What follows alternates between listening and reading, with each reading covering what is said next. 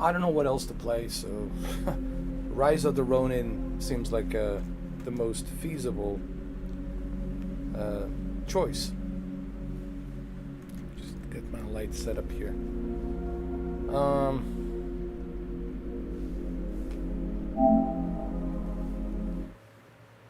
Let's play it, shall we?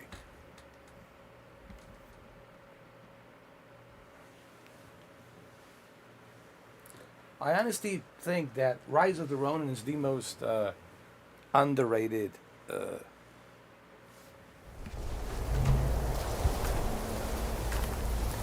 game this year.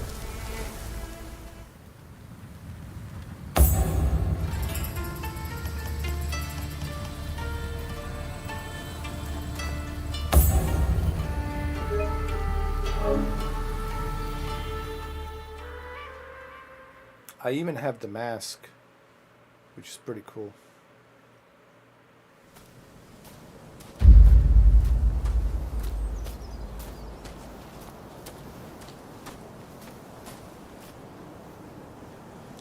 I don't know if I want this mask because I want to be able to see Keanu's face. Hold on.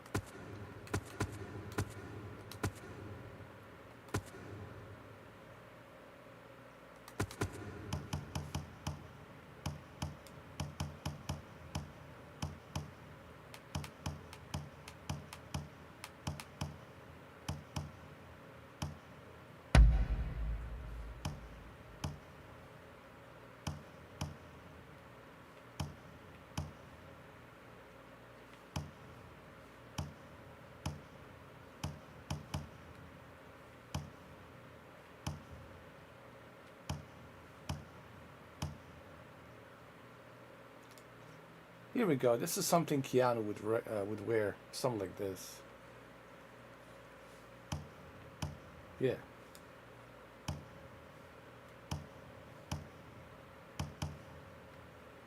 Or maybe something like this.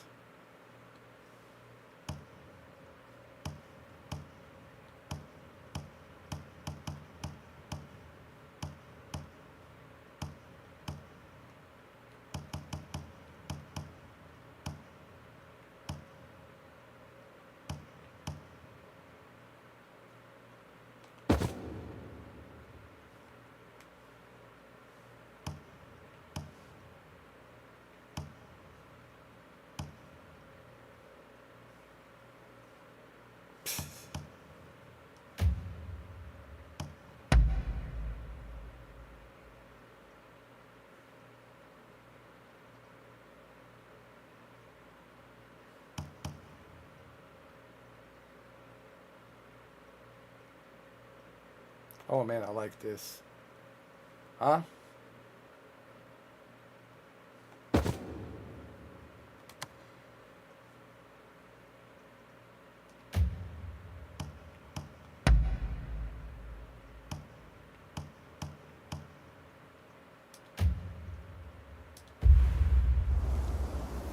Yeah, this is better.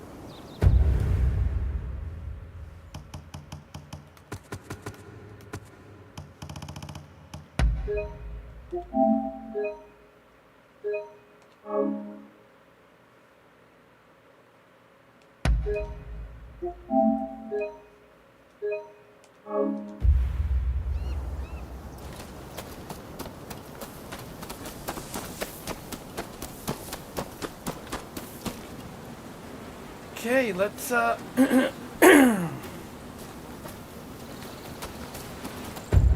let's liberate some more towns.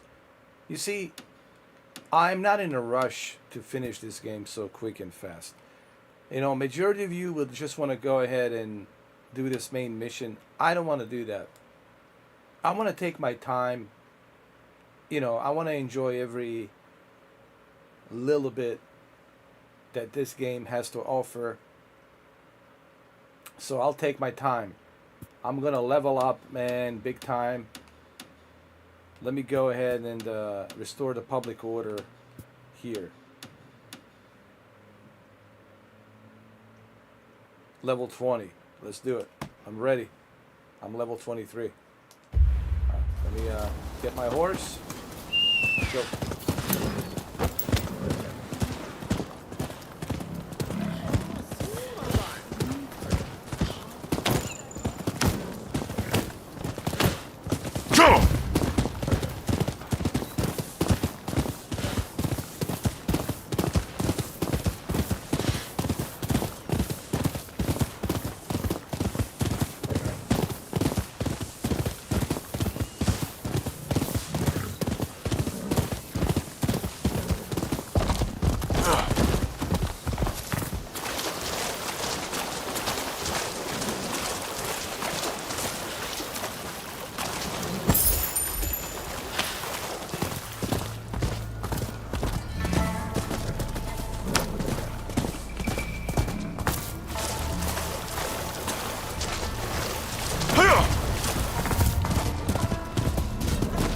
Let's do this. Come on, boys. 上等だ。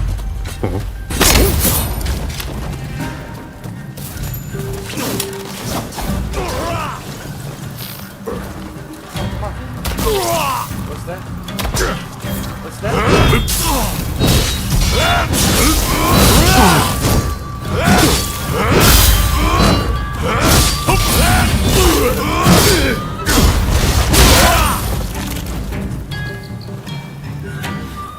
That's right. That's right.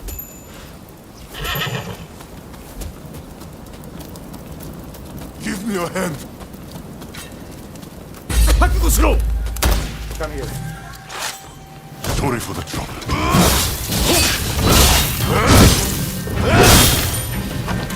Right. Turn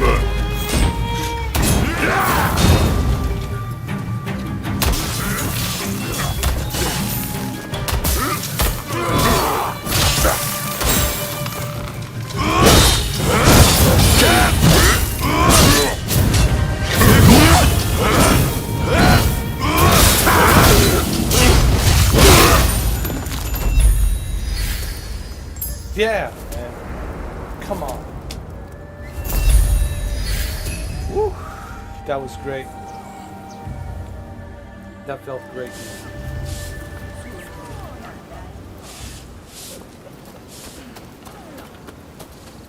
Yes, I call this game a masterpiece for a reason. Because it is a masterpiece. I wouldn't be calling it a masterpiece for no reason. Come on.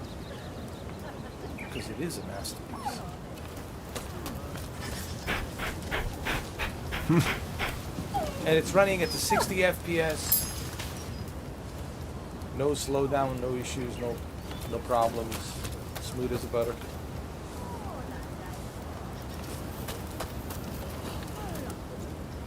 All right, let's see what else we got.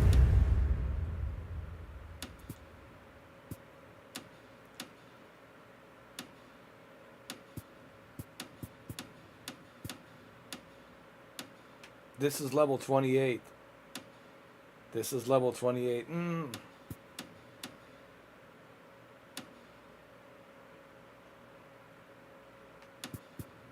Let's see. Level 28. Yeah, this is it's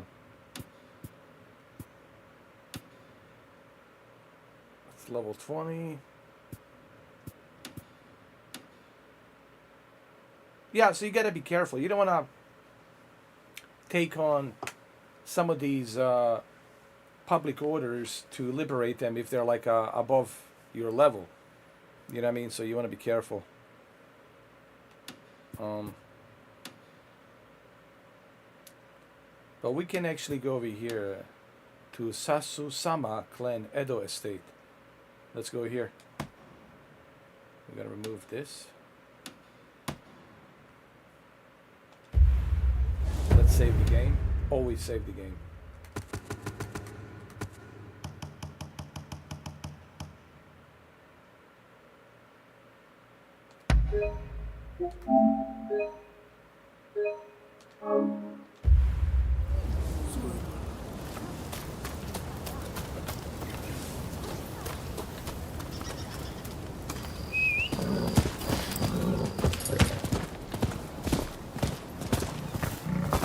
So you look at this game, right?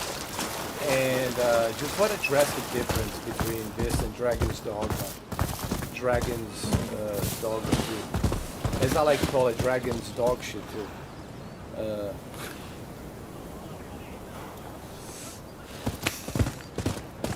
I don't have to let go, my friend. I've been kicking ass in this game since day one, bro.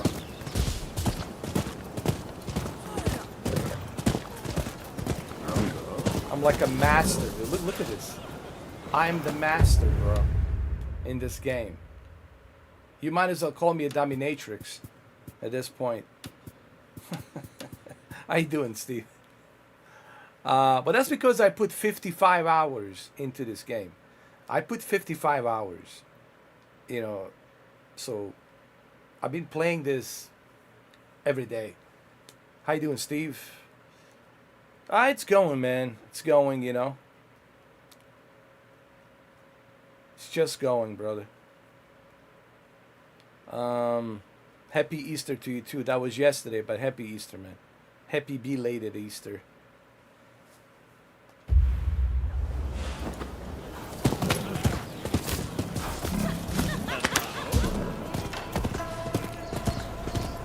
Go! Hiya! Thank you. Well, I mean, I'm just joking. I don't want to brag about it. It's just I've been playing this for a long time, you know. I've been playing this for like since it came out. I put 55 hours into this game, so of course, you know, the more you play it, the more you get better at it, and the more stuff you unlock. I'm level 23, right?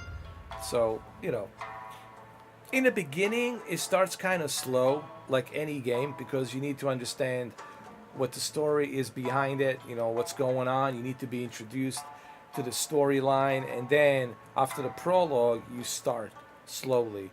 And then you get to understand the basics of the game and how it works, the mechanics of the game, and then after that, you know, you get a hold of it, and when you put 55 plus hours into this game, then you are like, you know, it's like a second nature right now playing this game.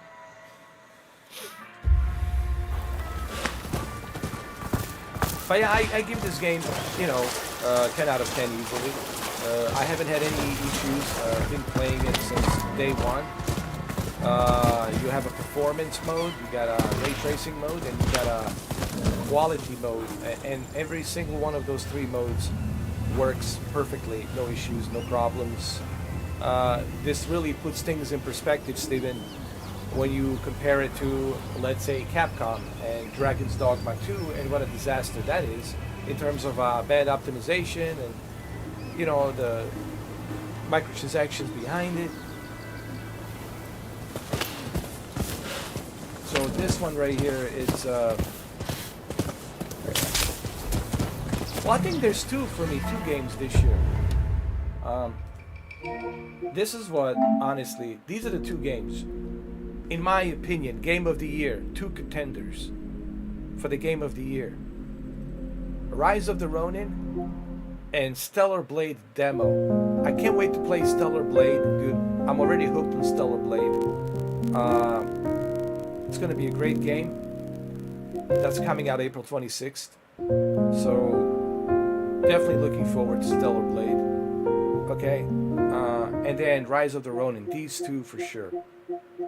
Helldivers 2, it's a phenomenon that was released because no one expected Helldivers 2 to be the biggest live service game ever, and it's coming from Sony, and it's the biggest live service game ever. It even makes Activision Call of Duty scratch their heads. They're like, what are we doing wrong? Right, Activision, what are we doing wrong? So, yeah, learn from Helldivers 2. So this is all PlayStation. Within first 4 months, you should sell that Xbox, brother. I mean, I'm telling you, you should sell that Xbox and you should get PlayStation 5. I'm telling you right now, brother. Sell that Xbox, get yourself a PlayStation 5. I mean, I don't want to tell you what to do. I don't want to be that kind of a guy, you know. Maybe you have a lot of friends on Xbox. I don't know. I'm just saying, dude. Yeah, get yourself a PlayStation, man. And JJ is going to tell you the same thing, man. I'm sure JJ will tell you the same thing. Get yourself this bad boy. Oh, yeah, it's owning it, man. They dominating, bro. They are dominating 100%, man. They're totally dominating the whole gaming scene. 100%. Yeah.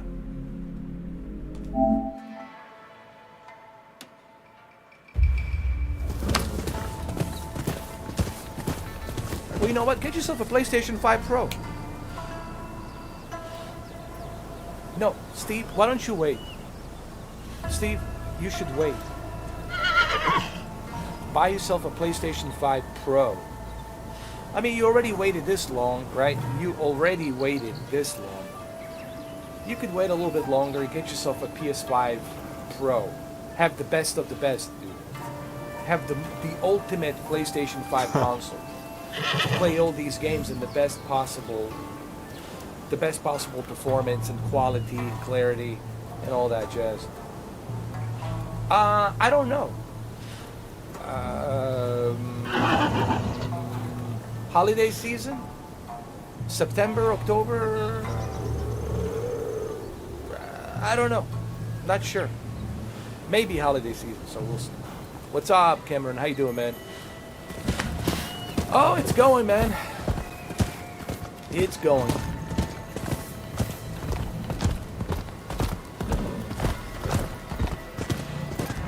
John Wick Samurai, man. Level 23. Liberating and dominating, man. Most of the East Japan.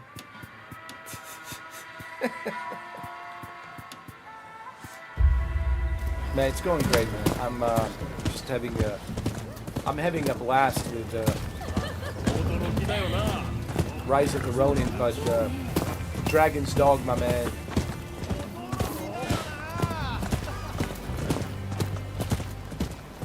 Dragon's Dogma 2 is just a...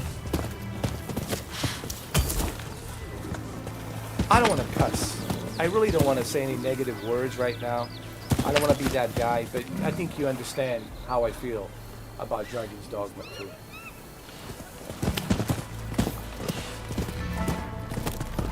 Oh, dude.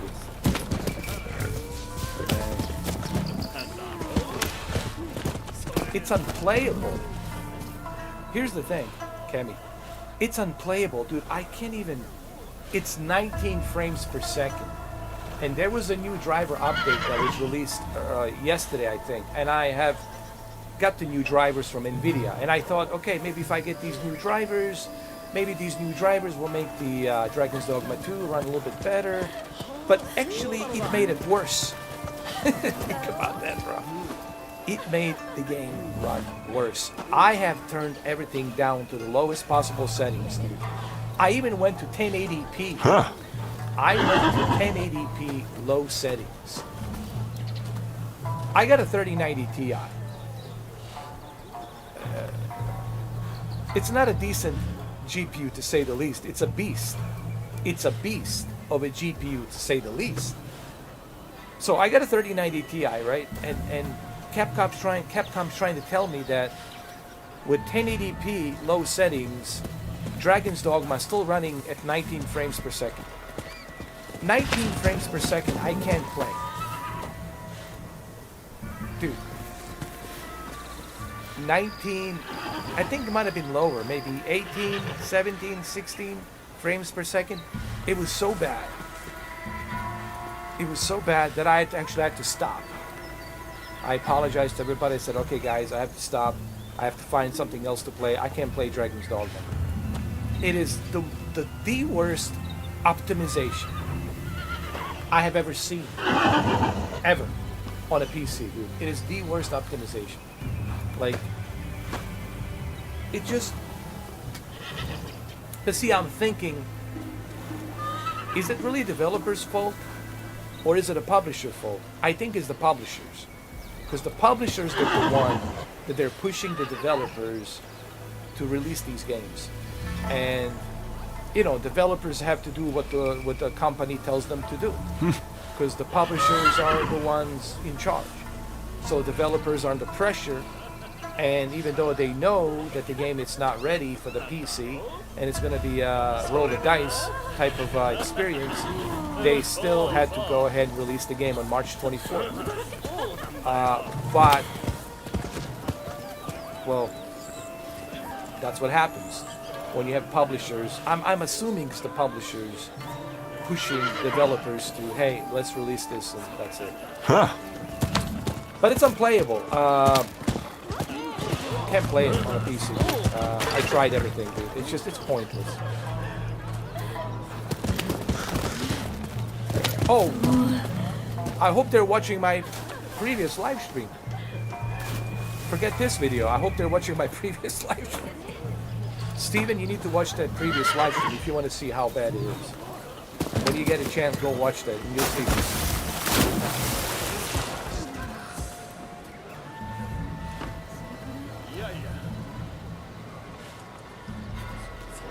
I wish that I had 30 FPS. Let me tell you something. Once you experience 19 frames per second, or 18 frames per second, sometimes it might have dropped down to 10 frames per second. You hope and wish that you had a stable 30 FPS.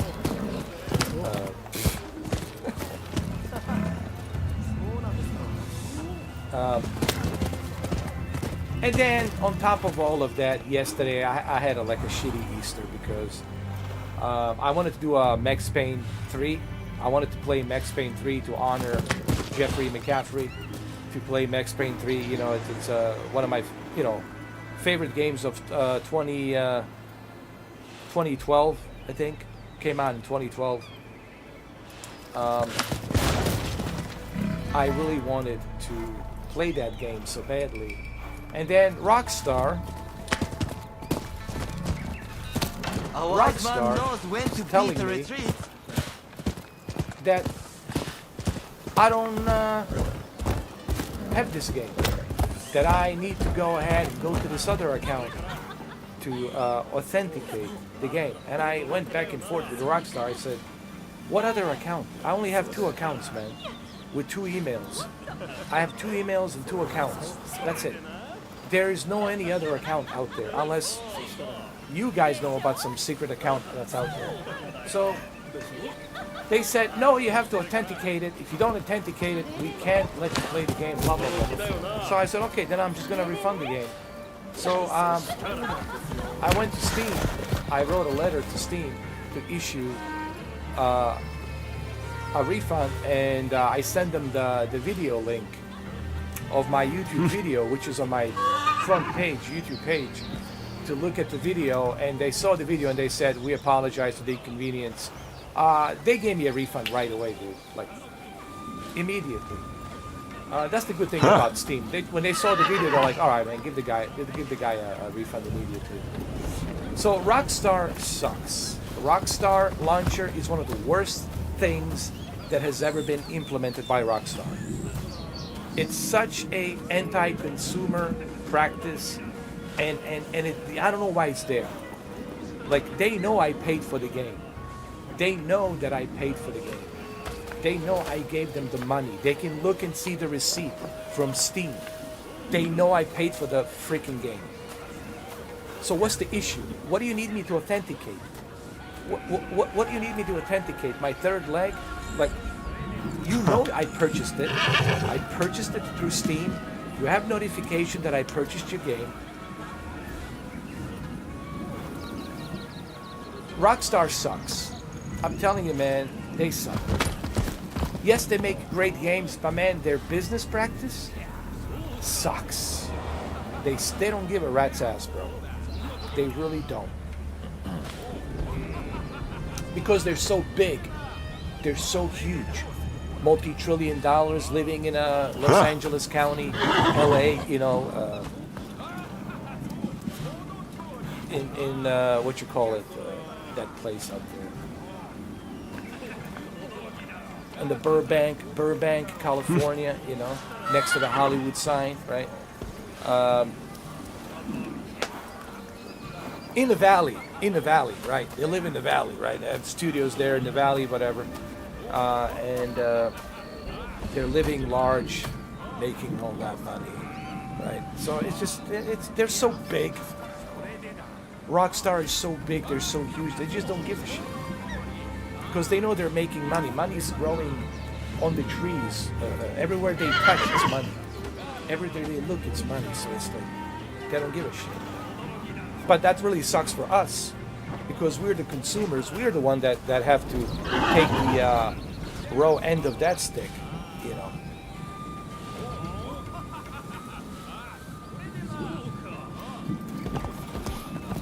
Well, that's the PC experience for you. This really goes back, Kemi, to a PC experience.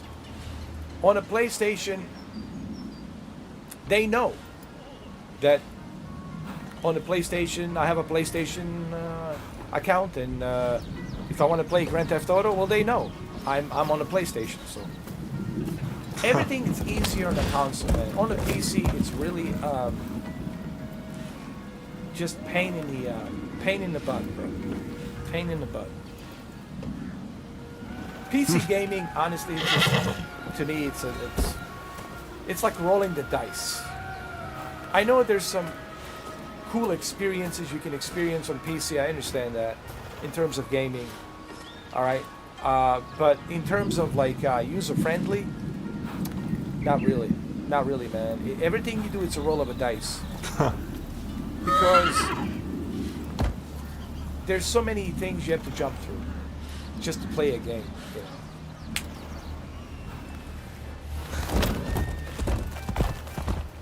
And it's not just that. It's also developers don't know what kind of system you have. Here's another issue. They don't know what kind of PC you have. Do you have a 3080, 3090, 4080? Do you have a AMD, NVIDIA? Do you have Intel CPU? Do you have AMD CPU, Ryzen CPU from AMD? They don't know what you have. They don't know what type of motherboard. They don't know what type of Windows you have. And it's difficult for developers to give you a proper optimized PC gaming experience because they just don't know what everybody has. It's not like everyone has the same PC setup. Everyone's PC setup is different. For me, Dragon's Dogma doesn't work. For some other person out there who has AMD GPU or AMD CPU, maybe Dragon's Dogma runs great. So it's like a roll of a dice. You're rolling that dice and you really don't know what you're gonna get.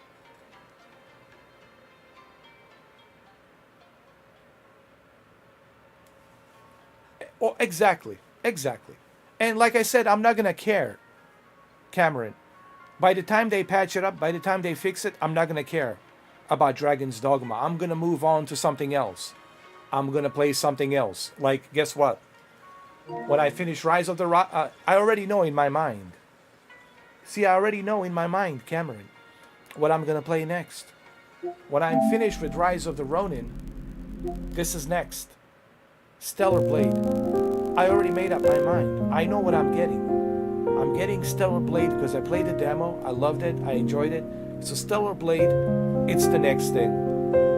After I finish Rise of the Ronin. You know, I might do maybe The Last of Us Part 2 Enhanced Edition in between, just to kind of revisit The Last of Us Part 2. But this is where I'm playing next. Stellar Blade, bro. It looks amazing. Looks amazing. And I think you might like it too because it's like Elden Ring.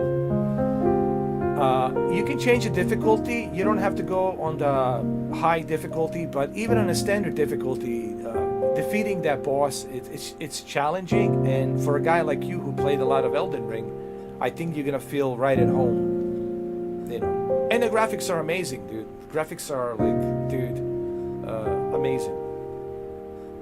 Oh yeah, dude, the graphics are like amazing. I think I took some screenshots, didn't I? I don't know if I did. The graphics are just amazing, dude. It's like a CGI movie, man. Yet another exclusive from Sony in just shy of 4 months. Just shy of 4 months. Yet another exclusive from Sony in just shy of 4 months. What's the latest with the... What's the latest from Xbox? I told Steven he needs to sell his Xbox and get himself a PlayStation 5 Pro when PlayStation 5 Pro comes out. Later on, I don't know, this year, next year, whenever it comes out, I told him you need to sell the Xbox and get yourself a PS5 Pro, dude. Because you already waited this long. Listen, Steven, you might as well wait a little bit longer, dude. Get yourself a PS5 Pro, man. And then have the best of the best and just enjoy it.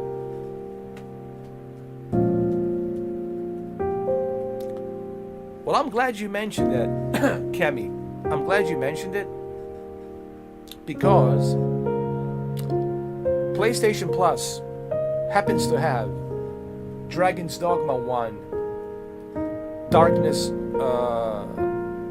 Arisen Darkness or something like that. Dragon's Dogma, Arisen Darkness, and they have it on PlayStation Plus.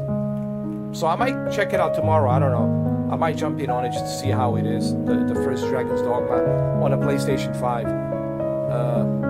Yeah.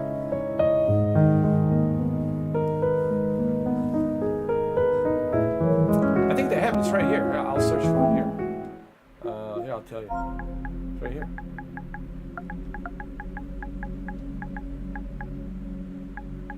See?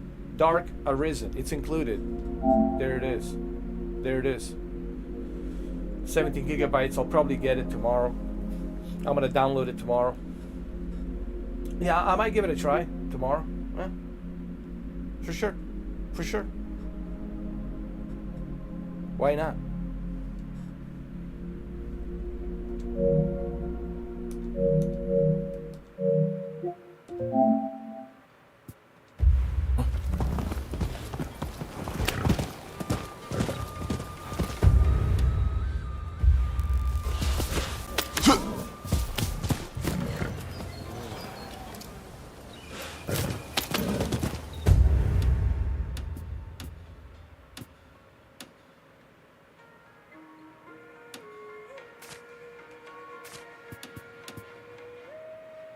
Alright, so I gotta make a left. I got it.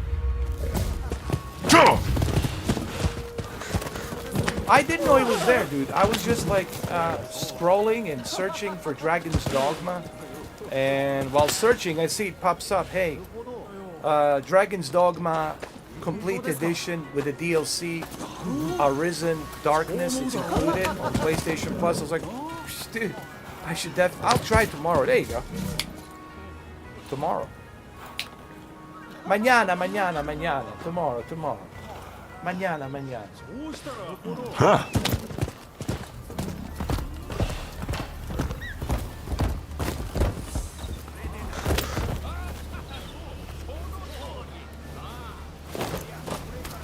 But Stellar Blade, for sure. That's the next game, dude. Stellar Blade, 100%, man. 100%.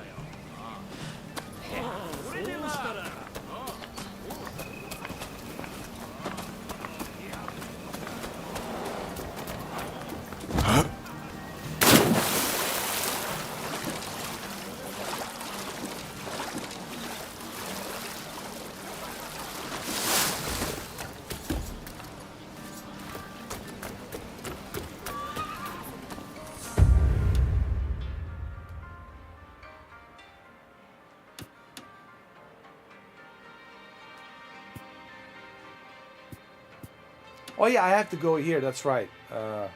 Sasuma Clan, Edo Estate. That's right, my bad. Sorry about that, guys.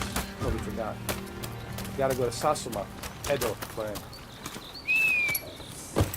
Cool. It's gonna be sometime tomorrow around like maybe 2 o'clock, 3 o'clock, probably around like 3 o'clock around there somewhere.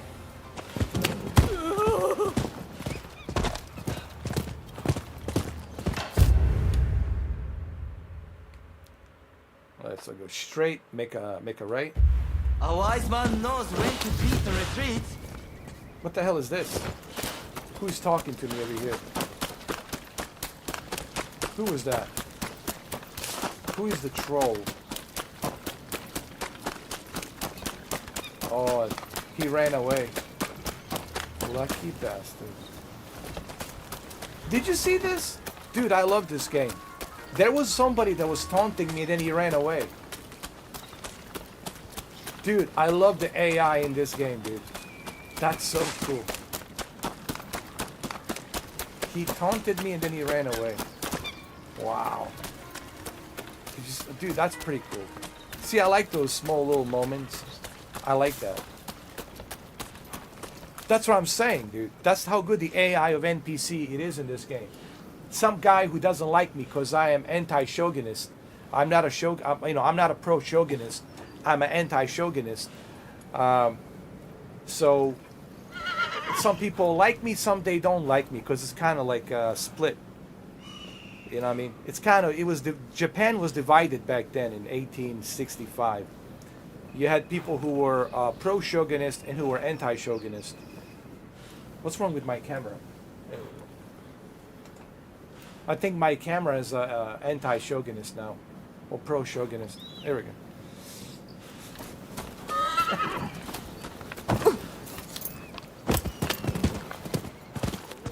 But that was hilarious, dude.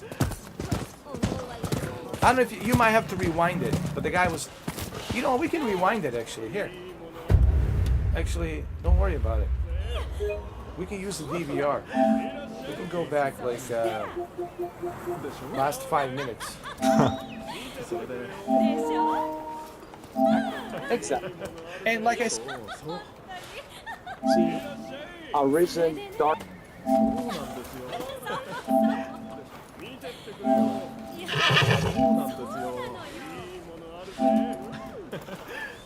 What the hell is this?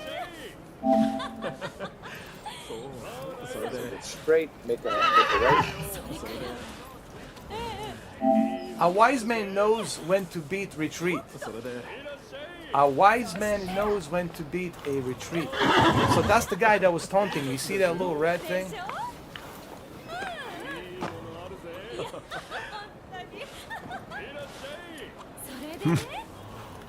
So that's the guy that was taunting me and he ran away.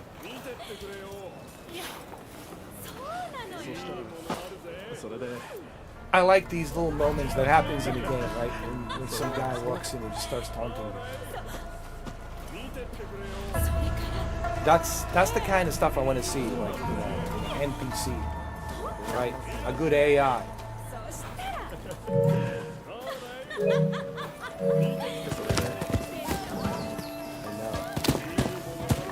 All right, let's go liberate. No, not liberate. Let's go. We got to go over here, man, to Sasuma clan, Edo estate, wield edged banner, and let's see what type of missions we have over there. What's up, Xenomorph? How you doing? Go!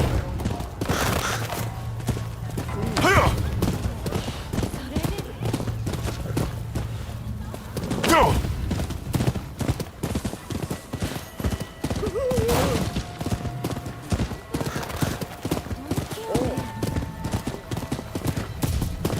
I'm doing good, man. You know, playing video games.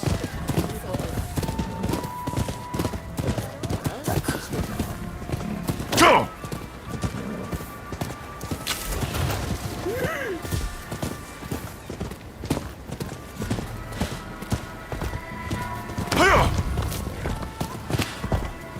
I hope you're not a troll. Really, dude. I really hope. But something tells me you're a troll, dude. You know why? Because anybody with that kind of name, it's a troll, dude.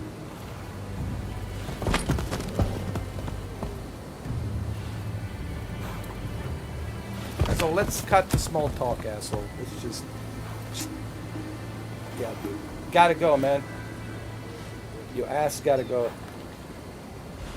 All this bullshit. I hope you find. I hope you find. I hope you find. I hope you're fine. Why wouldn't I be fine, dude? Yeah. Why wouldn't I be fine? And why are you so concerned about me, dude? Yeah, just get the fuck out of here. Thank you, Cameron. Yeah, move that asshole. Yeah. If you got nothing smart to say, then just don't say it. Just like go suck on your mama titties or whatever it is that you do. Yeah. Stupid ass questions, man. Like, dude, while you were still in your daddy's little nutsacks, dude, I've been around. So your little stupid games and stupid little small talk doesn't work on this badass. So go suck on your mama titties or find some titties to suck on or just get the fuck out of here, dude. That's it. This is a grown-up, mature, adult area. Yeah, we don't deal with little sissies and dicklets and shit like that.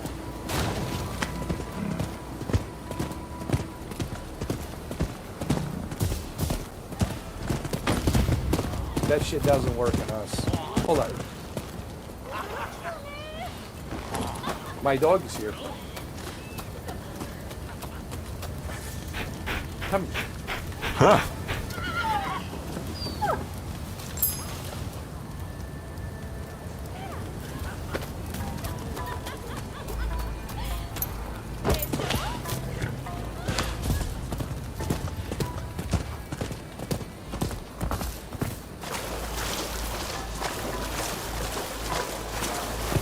And that's how unintelligent these idiots are, man. Yeah. They start with these stupid questions, like you don't know me. You don't know me from Adam. Like now all of a sudden you're gonna mingle me. Oh, you hope you're fine. Like, dude, go buy yourself a teddy bear or something. Find yourself a toy or something. Find yourself a pet and talk to your pet. You know, instead of coming here and talking nonsense. Any person who comes in here and they're not talking about a subject at hand, which is the gaming. If they're talking about like random shit, stupid shit, that shows you they're trolls. They're seeking attention, they have no life, they never had any life, and unfortunately, sadly, they're never gonna happen. It's never gonna happen, because it would have happened by now. So they wanna come in here with their little stupid, butterfingers and type a bunch of nonsense. It's like, it's getting old, man. I've been doing this for 10 years. I'm the master. I'm the fucking master, dude, of dealing with trolls. I know all your moves. I know all your techniques. I know everything that you do. I'm always a 50 yards ahead of you. Well, maybe 50 miles ahead of you. So there's nothing you can type, nothing you can do, nothing you can say that's going to change anything. You could say I was the chosen one. Yeah. To you, I might be the chosen one. The one. But they're so stupid. Like, okay, I would give the guy a credit if he was smooth. He's smooth with conversation and he goes in. Oh yeah, I like this game. Have you heard about this? Have you heard about that? But they can't even do that. They can't even inject a smooth conversation to stay hidden and undercover. Instead, they're so like obvious. They're so obvious and stupid, man. I can smell you. I can read you from thousands of miles away. I don't need a Hubble telescope to see you. Like, get the fuck out of here, man. Go find somebody else. Somebody who's dumber than a second coat of paint. But it's not going to be this guy. People tried that shit and they failed in 10 years. And they continue to fail.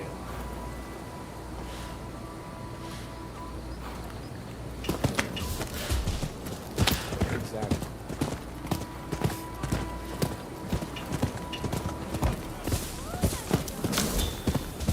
All right, let's go to the estate. The estate is right here.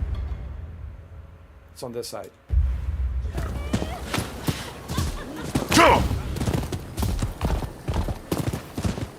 So anyway, Steve, what games have you played recently? Have you played anything? I never get a chance to ask you, like, what have you played? Like in past couple of months, is there like anything on Xbox that made you like play a certain type of game or anything like that? Because I always wonder what you guys play. You guys know what I play, but I always wonder like what type of games do you guys play? What you could play?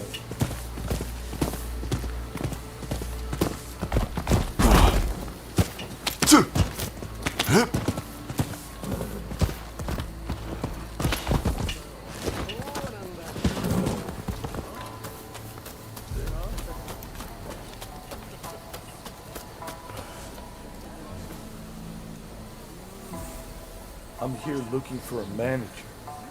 Where's your manager?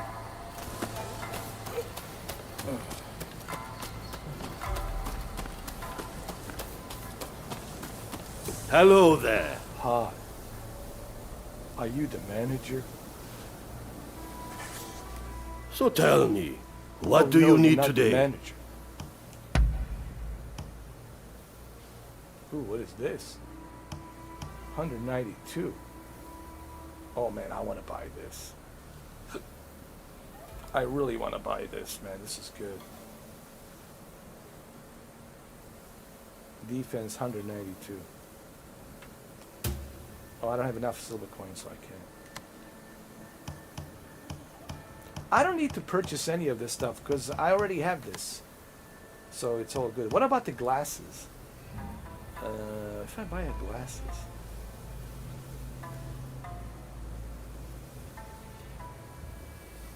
You know, Forspoken is not a bad game. You know what I mean?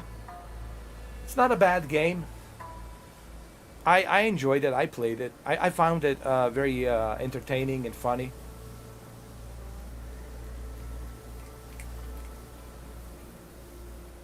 Oh, you use your Xbox as an ashtray. You mean the elevator? Next to the elevator door type of ashtray, right?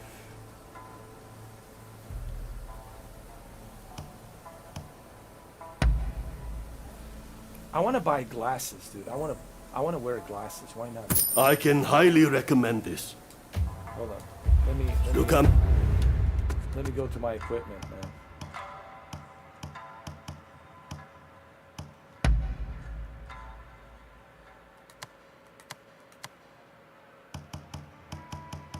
Where's the glasses? The glasses, the sunglasses.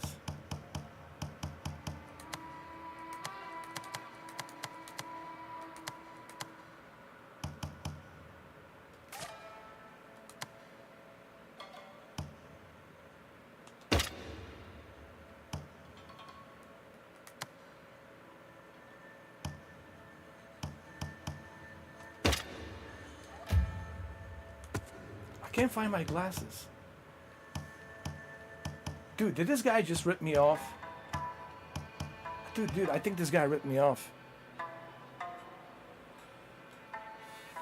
You need to sell it to hotel. Maybe Hilton needs one. I think they might need it, bro. You need to donate. No, you could sell it. Sell it. Forget donations. Sell it to them and get yourself a PlayStation 5 Pro. Tell them, listen, you can put this next to a lobby. No, inside a lobby, waiting lobby. When they go inside and there's a waiting lobby, they can put it right next to the table.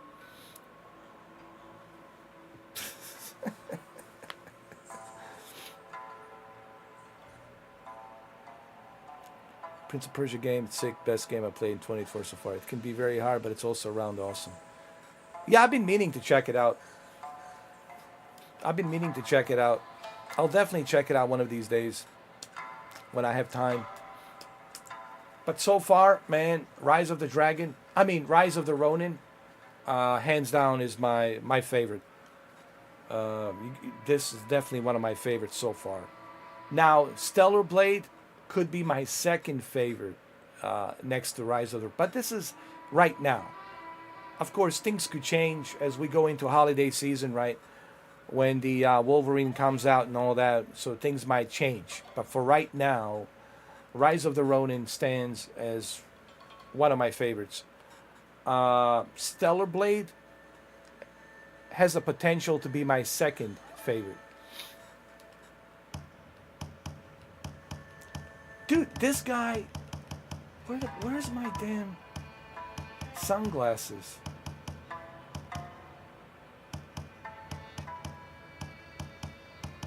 Dude. Oh my god. This guy. You ripped me off, man. Can't believe this guy.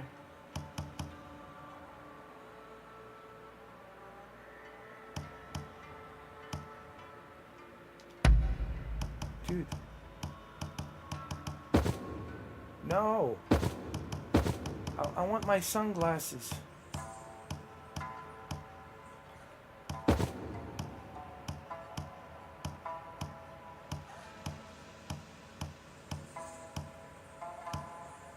Oh my god. This guy ripped me off.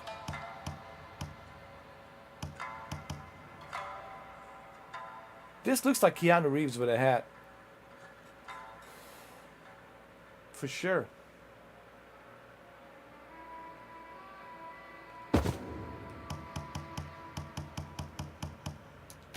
Dude, I'm not happy. Where's my sunglasses, bro?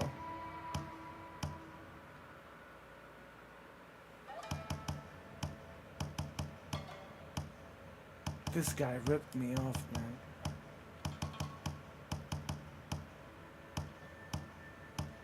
Fuck, man.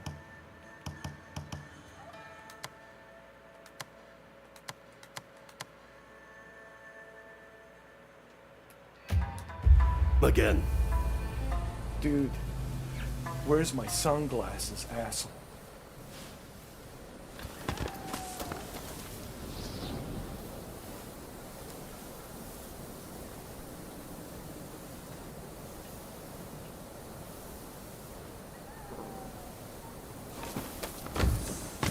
That's not a bad idea.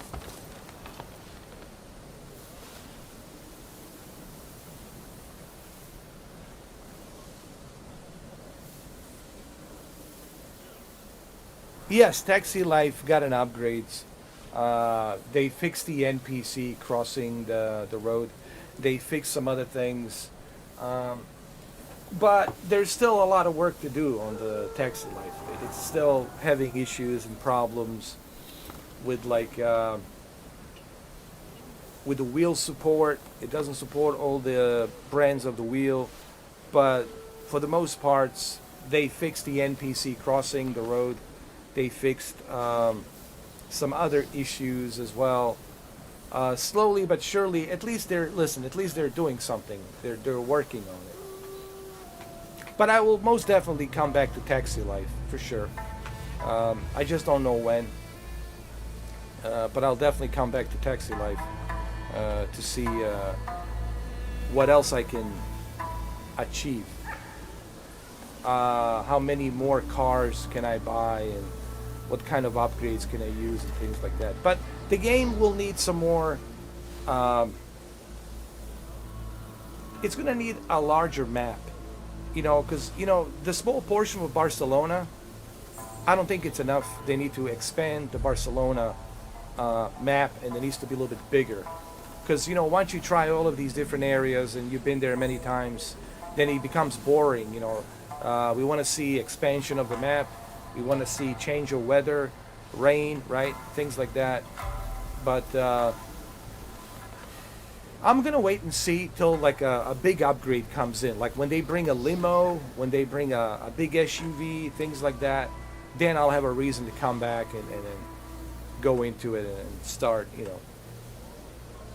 progressing throughout my business.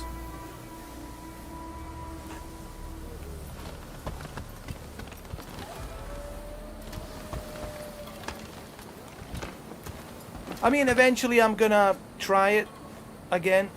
Same thing with Dragon's Dogma 2. But here's the thing. Right now, I'm not in a hurry for Dragon's Dogma 2. Because I have my eyes on Stellar Blade, and Stellar Blade is just around the corner.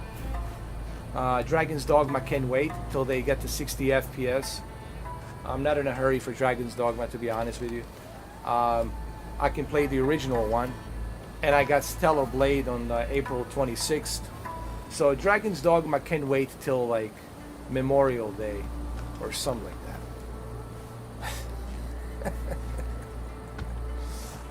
This is what I call Dragon's Dogma 2 punishment. You know what? And they shouldn't be getting any recognition. Let's be honest. As much as I like Capcom, but this is not their finest moment. Even if they fixed all the issues, even if all the issues are fixed, Cameron, Dragon's Dogma 2 still it's a shit game. Even with all the performance issues when they fix it, it still has that big elephant in the room. Microtransactions. Everything's so expensive. You can't start a new game without paying for it. To change your look, to change your outfits, it costs you like 55,000 gold to do it. If you run out of Wakestone, you have to start from your previous save at the Holiday Inn. I call it a Holiday Inn hotel. So even if they fix all of those things with performance and at 60 FPS, the game still sucks. Like the core base of that game, it is really stupid. Now here, let me give you one example. Let's say Capcom, let's say Team Ninja wanted to do the same thing that Dragon's Dogma is doing, right? And they said, okay, Mr. 4K, we're gonna charge you for all of this. You want to get the samurai sword? We're gonna charge you about 150,000 gold, which is $10. Oh, you want to get this more powerful samurai sword? We'll charge you another $20 for a higher price. Oh, you want to get some different costumes? Oh, well, don't worry. You want to get some different costumes? Don't worry. We'll charge you more.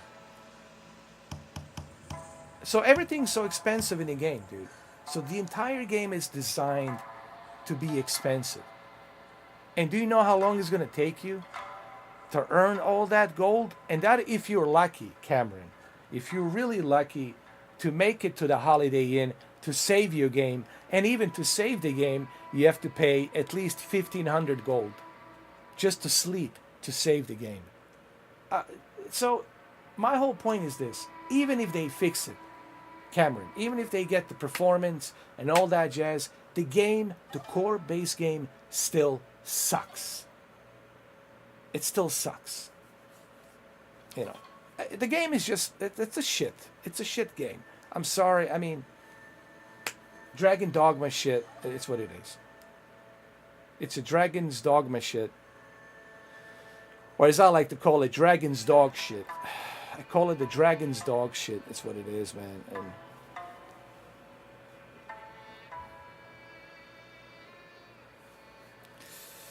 but here's another thing, Cameron. Is anyone going to really care? By the time they give us all of this, by the time they change everything, by the time they fix everything, by the time they give us the opportunity to be able to save the game and create a new character, and by the time they give us the opportunity to be able to change the equipment and loot and find all these equipments and things, right? No one's going to care. No one's going to care about Dragon's Dogma. You know. So in my mind, they already failed. To be honest with you. In my mind, they already failed. And sure, we can play it when, you know, when there's nothing to play, right? When it becomes available on the play. You know, you know when I'm going to play it? When it becomes available at the PlayStation Plus. And it will be available at PlayStation Plus at some point in time. And I'll be able to play it. The complete edition. Available on PlayStation Plus. Download it now. And when there's nothing else to play, I'm just, okay, let's play it now. But right now, it's really a dog shit. Right now, man. Dragon's dog shit. It just, and it's so disappointing, man. I'm just disappointed that this came from Capcom. If this came in for some different developer or from some different publisher, I'd be like, okay, you guys should have known. You guys should have seen this coming, right? But this came from Capcom. That's why this is upsetting.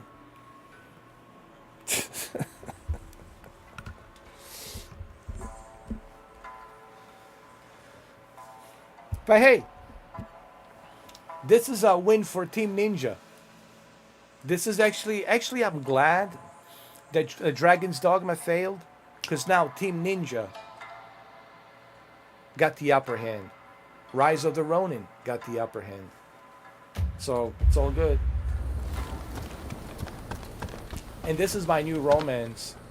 You see, I even got my hat on and everything. I got all romantic for romance. Here we go. Hi. Over here. Knock, knock. Who's there? Keanu. Did you ever see the movie Knock, Knock? Yeah. Here's what happened. Let me tell you a little backstory. In the movie Knock, Knock, I played an architect, and I lived in California Hills, also known as the Valley, or if you want to call it, Hollywood Hills. Anyway, so I lived there, and I'm married, I have kids and everything. My wife, she's an artist, and she went with the kids for the weekend by her, I don't know, new house that she has, and she went there and she spent some time with the kids, and I was left alone in a house, and one night there's these two good-looking hot chicks, and they knock on my door, and they said that they're looking for this one place, and the Uber didn't bother to pick them up, or Uber made a mistake and they can't reach the Uber or something like that. So I let them in. They stayed in my house, and so anyway, long story short, they stayed in my house, and I banged both of them. But I regret banging them because what they did afterwards, it's a spoilers warning. So you need to watch the movie to find out what happens afterwards. So anyway, the name of the movie is Knock Knock. Now, let's talk. You guys never seen Knock Knock? You guys gotta watch that.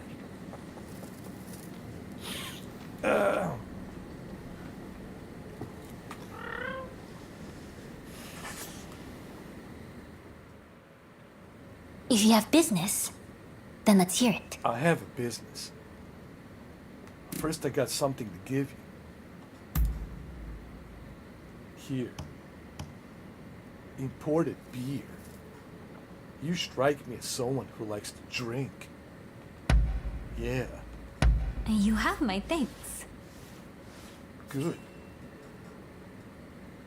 I want to talk, just the two of us. I want to have a romance with you. You remind me of the 47 Ronin. I had a little bit of a romance in the 47 Ronin. So what do you say? Well now, it seems we have like minds. I was just thinking of asking you the very same. Since saying that I wanted to speak with you, we haven't had the chance. You remember that time, I trust. It wasn't my intention to pry into your past then. But at the very least, I thought I could get a name. You're not given to conversation, it seems. I think it seems you assume too much. I've never been good with words. But I'm also overwhelmed by your majestic presence. My third leg is very overwhelmed.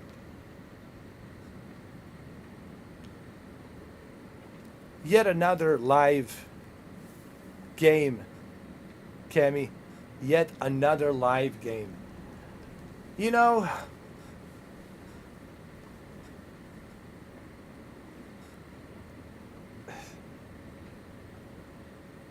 it's almost like they don't care at this point.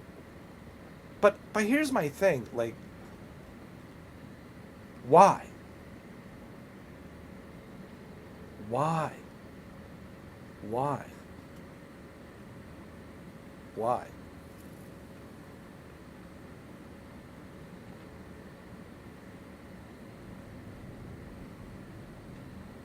Oh, I know why. You see, they're not selling the game to me and you. Okay? You got to remember that. What you see, that's what they're doing. They're exploiting. It's an exploitation of fans who love Marvel. And you got kids who love Marvel. You got teenagers who love Marvel. You got college, graduates who love Marvel. So they all want to play that because it's Marvel. So it's about this. It's about how we can, how we can profit money out of the fans. But you know what? You got to look at it differently. It's easy for us to blame the publisher, the developer, for trying to exploit and make money. That's just business. It is what it is. But how about the people who actually purchase these games and buy microtransactions and support all of this crap? At the end of the day, man, it's not the con artist that you got to blame.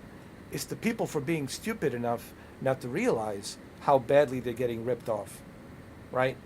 So maybe something else sucks around here, like people. Like people need to like wake up and realize, hey, this is stupid. As much as I love Marvel, as much as I love DC, like why am I giving these con artists the money? Same thing with Suicide Squad. Suicide Squad killed the Justice League. Everybody knew that the game's gonna suck. Everybody knew about the microtransactions. Everybody knew about how bad the game is. And people still pre-ordered it. People still bought it. People still bought it. So maybe something else sucks around here. Like people suck. People need to stop unsucking themselves. Like use your brain, think. Don't be a sucker, don't be an idiot. You have a brain for a reason. You have a spirit, soul, heart, brain for a reason. You have instincts for a reason. All right? Be smart, don't be an idiot, don't be a sucker. Don't be a gimp. Don't be a sissy, don't be a simp. Grow some brain, use your brain, think for yourself. Don't try to be part of the, something cool and fancy. Don't try to fit in. I never understood that shit. I want to fit in. I don't want to fit in anything. I don't give a shit about fitting in. I have my own likes, dislikes. I have my own personal feelings about certain things, and that's the way I do things. But I see everybody else out there just trying to fit in. Everybody wants to be about that hip thing, that whatever that is, right? The hip train. I want to be on that train, the hip train, right? The cool train, right? No, dude. Stop giving Rockstar, Marvel, DC, Warner Brothers, stop giving them the money. Stop giving Activision the money for microtransactions. Stop. Just stop it. If you want microtransactions to go, all right. If you want microtransactions to go, stop buying them. Stop that. If people would stop buying these games, if people would stop pre-ordering these games, you would see less and less of massively multiplayer online games. You would see less live service games, and you would see zero microtransactions. But the problem is you got kids begging their mommy and daddy to give them a credit card to go ahead and purchase these games, and parents love it. Oh, as long as he plays that game, he's not going to bother me. He's not going to scream at me. So yeah, here, purchase that game. If it's not Roblox, it's something else, Minecraft, and then Marvels and DC, whatever. Kids these days, man, they buy all this shit because the kids want to play video games. So parents are like, okay, here's the credit card, son. Here's the credit card, daughter. Go ahead and purchase that. But leave me alone. Play your video games. And that's what these companies are doing. They know majority of buyers are not going to be me and you, Cameron, or you, Steven. It's going to be kids, 10-year-old, 12-year-old, teenagers, that kind of age. And they're all going to be buying Marvel and Grand Theft Auto Online and Helldivers 2 and all this other stuff. They're going to be buying microtransactions for Suicide Squad and this and that and whatever next Marvel game comes out, whatever next DC game comes out, they're all going to jump on it and purchase it and buy it. And these companies, they know that. Marvel knows that. Disney knows that. Warner Brothers knows that. Developers and publishers know that. And that's to whom they're selling these microtransactions in these games. Just look at Rockstar. How many kids are on Grand Theft Auto? I'm surprised nobody talks about that. It's a mature game. It's a game that's made for the adults. And there's millions of kids playing Grand Theft Auto Online. Hello? Anybody there? Knock, knock. Anybody? Hello? The fact that no one talks about that. No one talks about that.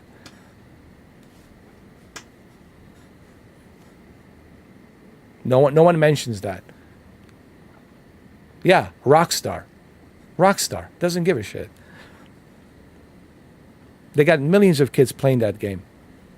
As we speak right now. Hey, where's Rockstar? Doesn't give a shit. It's like, whatever. As long as they make us money, we don't care.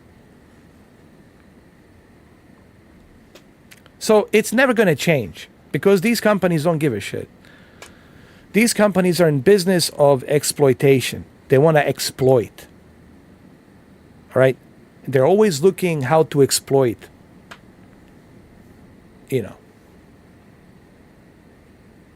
majority of customers out there.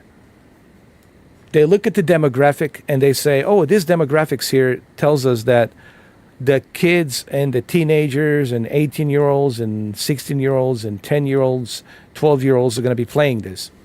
And it's a summer, school is out, they're going to be playing this. Let's release it at this date during the summer break. Let's make shitload of money. That's what they do, man. They sit around the table. They sit around the table in their fancy, expensive suits, and they're thinking about these things on how they can profit money, man. It's all about that, man. Welcome to America. Welcome to capitalism. Welcome. Enjoy your stay. And that's it. So I don't know why everybody's so shocked. Everybody's so surprised. Microtransactions. Oh. Stop it. Stop it. You know damn well.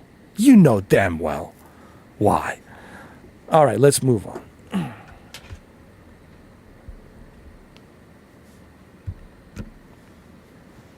So yes, I was overwhelmed by your majestic presence.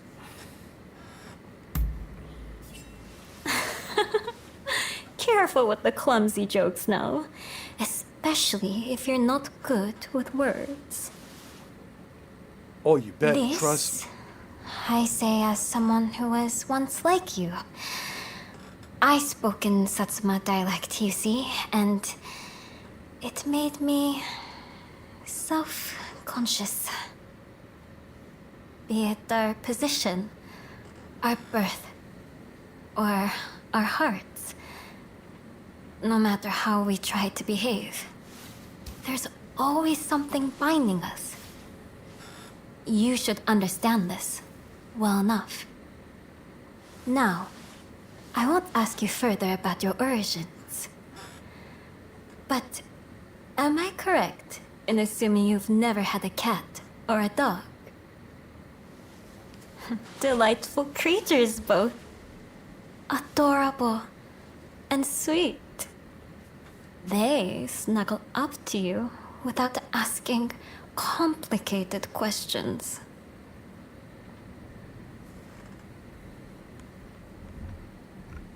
Apparently, you never seen John Wick Chapter 1. I'm all about the dogs. But I don't mind having cats and dogs. So yeah, my answer is both.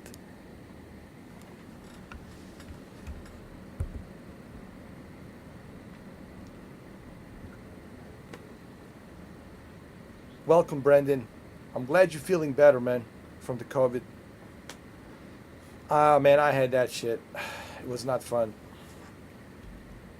The first 4 days, no, the first 3 days was the worst. On the fourth day, I still felt it, but it was a little bit better. So it took me about 5 days to heal properly.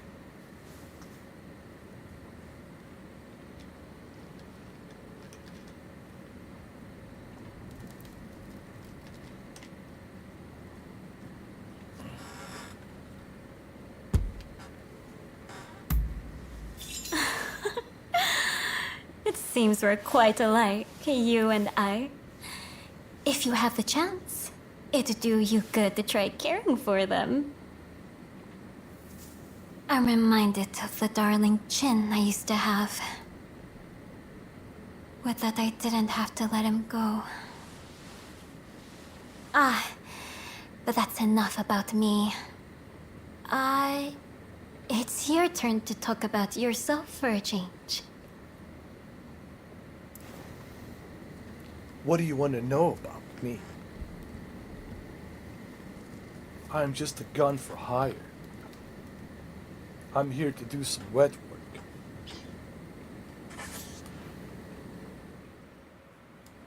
If you have business, then let's hear it.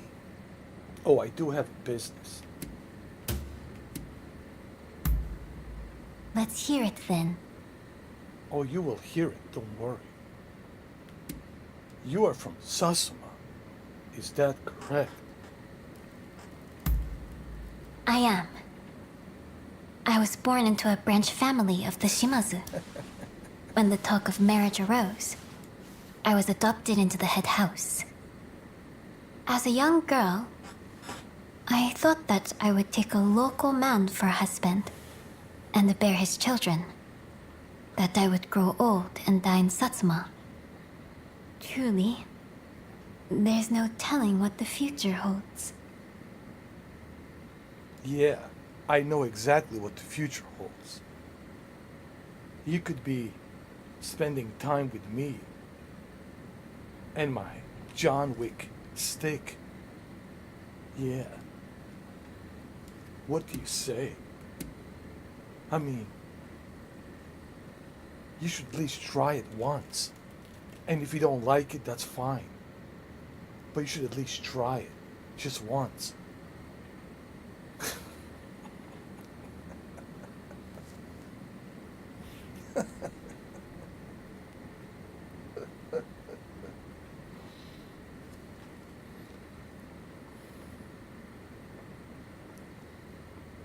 This is a masterpiece, man. I put 55 plus hours into this game. And it's a masterpiece. Masterpiece. I am. I was born into a branch family of the Shimazu. When the talk of marriage arose, I was adopted into the head house. As a young girl, I thought that I would take a local man for a husband and bear his children. That I would grow old and die in Satsuma. Truly, there's no telling what the future holds. Deja vu. I know exactly what the future holds. It holds my John Wick stick. Yeah.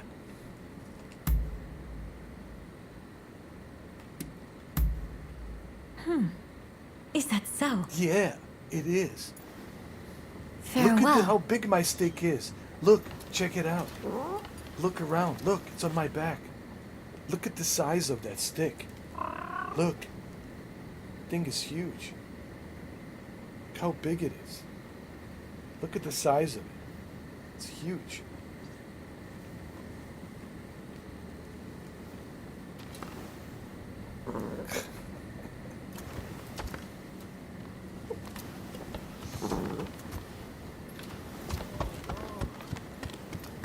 I need to buy some stuff. Hold on.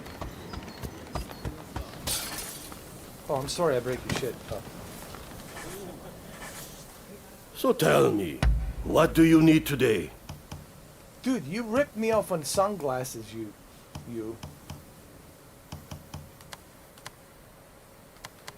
No, this guy's a ripoff. You come again. I will never come again. This guy's a ripoff. How dare you? How dare you rip me off like that? You ripped me off, man. Come on, man. Come on, man.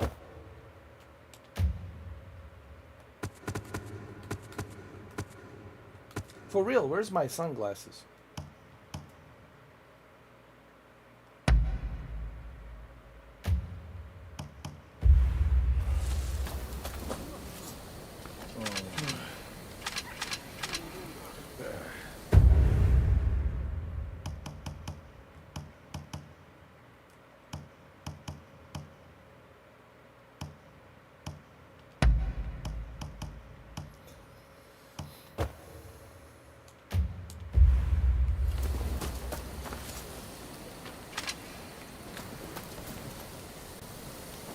John Wick. You know, I've been having fun with this John Wick Return character. On VR, I created this VR character called John Wick Returns. And it got so bad that people actually started believing that I was the real Keanu Reeves. That's how like bad it got. I says, no, I'm not the real John Wick. I'm not the real Keanu. I look nothing like Keanu. I look more like I don't know, like some kind of a mixture of Kevin Costner and Brian James, you know.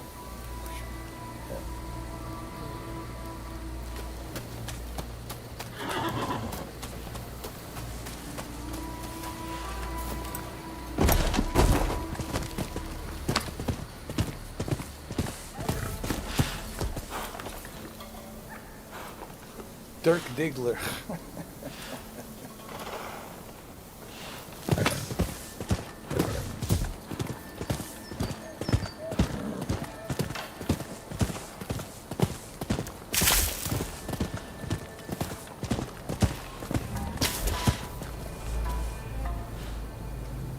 I should, man. I should do it, man. I need to grow the hair. I need my hair to grow like this. Like that. No, I'm gonna be like a short hair John Wick brother, you know, with a short hair.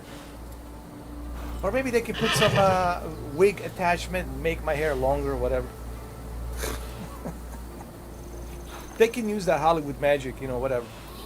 Cosmetics and all that shit, you know. You know who's my favorite actor of all time? And you guys gonna be surprised. People always ask me, who's my favorite actor?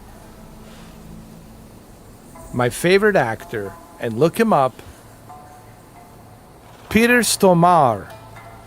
He's a Swedish actor, Swedish-American actor. He's done so many movies here in America, man. You'll recognize him. Just type his name, search his name. Peter Stormare. Stormare. Or I think it's Stormare. Peter Stormare. Peter Stormare is one of my favorite actors of all time, dude. The guy is the actor of all the actors. He's like the coolest Viking, American, Swedish Viking actor of all time. And he grew up on this village in Sweden. Dude, the guy is one of my all-time favorite, man. Peter Stormare. I'll type it in.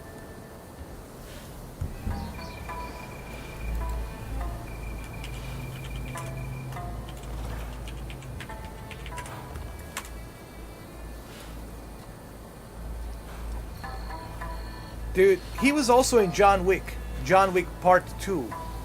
In the beginning of John Wick Part 2. He was also in Constantine. He played the devil demon himself. So he was with Keanu in 2 movies. The Constantine and John Wick Chapter 2. You guys will recognize him. He was also in Fargo, the movie called Fargo. Dude, he was in, dude, so many movies. And he's a funny guy. He was in a, what was it, 8mm with Nicolas Cage. And, yeah, Nicolas Cage, 8mm, that movie. Yes, he also removed Tom Cruise's eyes in Minority Report. Yes. Yes, yes, yes. Peter Stormare, man. I love that. I love that guy, man. That guy is like, that's, like, those are the actors I love, dude. You know? And you've seen him, dude, and he's so many movies, man. He's like everywhere, dude. I would use him in every movie. If I was a director, if I was a film director, dude, he would be like in every movie. I would use him like in every movie, dude. I would put him in it. I would find a role for him in every movie. Like, he would be there. I would find a part for him to be in every movie.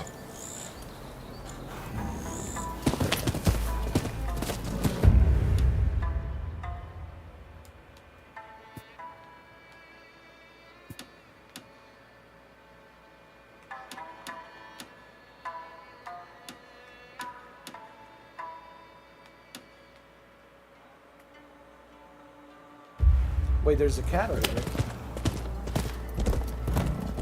Oh dear. There'll be no getting through here. What happened?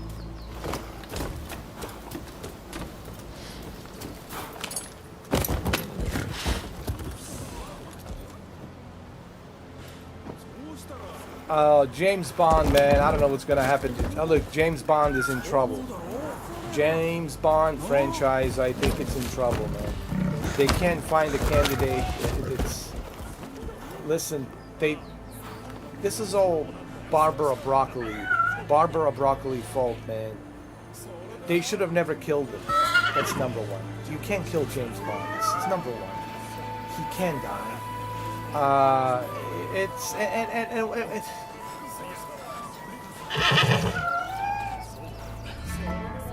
It's too late now, man.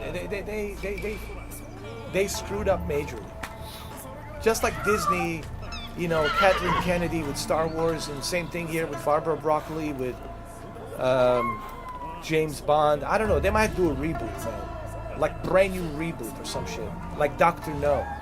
They might have to do a reboot. Dr. No.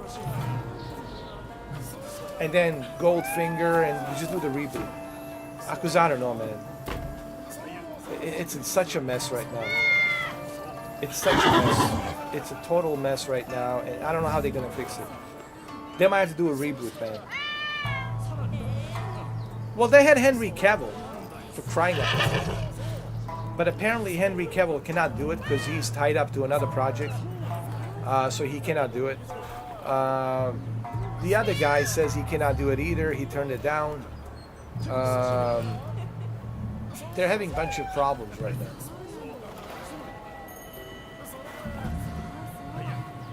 They made a mistake with that movie, man. No Time to Die. It's one of the worst James Bond.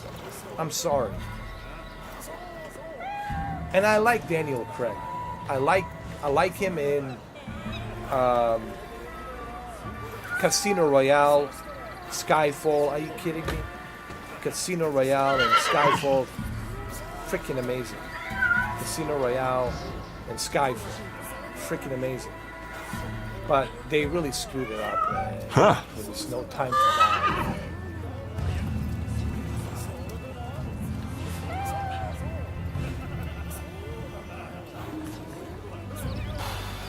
Yeah, I mean, I don't know what they're gonna do. They're in trouble. Barbara Broccoli and United Artists, Metro-Goldwyn-Mayer, and Universal. I don't know who else. But Sony, maybe Sony. But It's a mess. Oh, Dune. Dune, it's a very complicated movie. Kemi, you better turn your volume all the way up. You're gonna have to pay attention. You might have to watch it more than once. The movie, it is boring.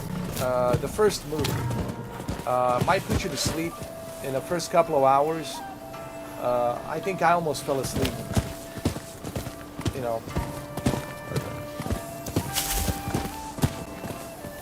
But it's a very hard movie to like. Even the book, it's hard to understand. It's a very complex to understand. Who are these? You know, groups of people coming from that corner of the world. Who are these over here on that group? Who are these and where do these come from and why do these hate these and these hate those and da da da da da.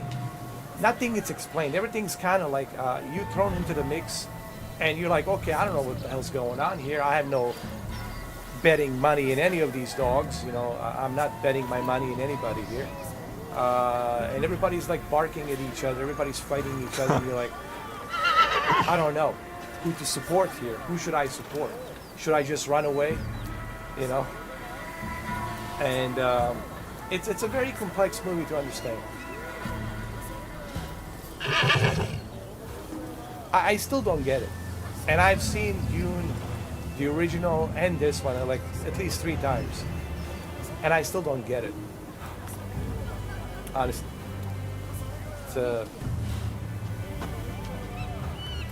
well, anyway, you let me know what you think. But I am Dune to me. It's a movie that is like if I need something to play on the screen. Because I have no idea what the hell's going on. it's such a weird movie. Maybe it's just me, but because I just have a difficult time understanding it. Maybe you will understand it better. I don't know, but I just don't get it. Why is that woman running with her son? Why did they kill the leader of that clan, and why is she running away, and what's so important about him? They never explain anything. It's like, okay, I guess he's the chosen one. But why is he the chosen one? Who the hell is he? Well, I guess you'll find out. June chapter whatever 200. Like, I don't like the movies that are like they keep you hanging. It's like, you'll watch it tomorrow, okay? Maybe I should read the book. Maybe that's right. Maybe I should.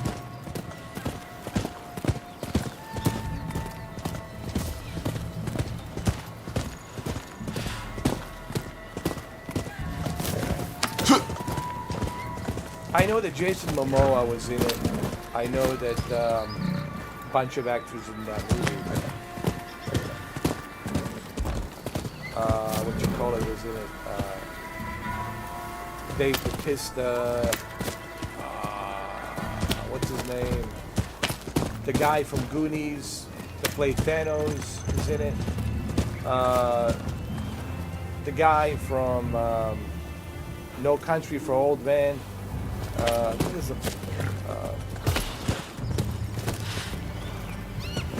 lot of actors in that movie, but the story is just like it's hard to understand. Josh Brolin, yeah. I mean, the movie looks great. I mean, the spectacle of the way it's filmed, right? The way the movie is filmed. It's a AAA movie. It's a big budget movie, so you're gonna have some fun with that for sure. Visually, it's a feast for the eyes. Visually, that movie looks great, but it doesn't matter how good visually it looks, how great the action is, and the stunts and all the special effects. If I don't understand the characters, then I can't feel sorry for them. I can't have any emotions attached to the characters. If I don't understand the story, then I'm like, I don't care. Like, I could give a shit who kills who here, who wins, who doesn't win, who loses. I could care less. Like, the story is so complex, man. You know. So I might have to watch a sequel. Maybe they'll give some answers on the sequel. I know the sequel is out. I might want to watch a sequel just to kind of see, you know, where it goes.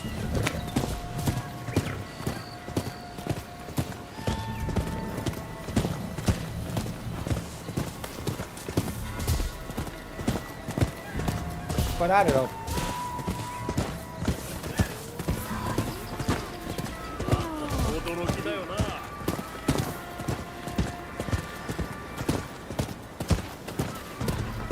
To be honest, last year really wasn't that good in terms of movies. It was one of the worst years ever for the movies. And movies in general lately haven't been that great. Minus John Wick, of course, Chapter 4, and you know, The Beekeeper, and there's like, you know, some other movies in between. But it's been a really like not a good year for movies last year. 2023 was probably one of the worst years for the movies. And this year, I don't know. We have Roadhouse, which was fun. I enjoyed Roadhouse. I thought it was fun. It was a fun movie to watch. It's not gonna win any Oscars, but it was fun. Party movie. June 2 is out. I haven't seen it, so gotta watch that. Maybe I'll understand the story better. If I watch the sequel. But in general, it's been a really kind of crappy year for the movies. Last year, I don't know, this year, I don't know, does it look any better?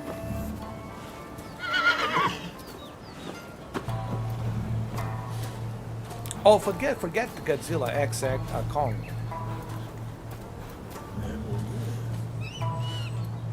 You need to watch Godzilla -1. Godzilla -1. It was made in Toho in Japan by Japanese film production and Japanese directors, Japanese crew, and it was done proper, and it was done right, and it puts Hollywood to shame. Really, when you have Japanese film production making a better Godzilla movie than Hollywood, you gotta watch Godzilla -1, man. That's the real deal. Forget that Godzilla X Kong shit. You need to watch Godzilla -1. That's where it's at.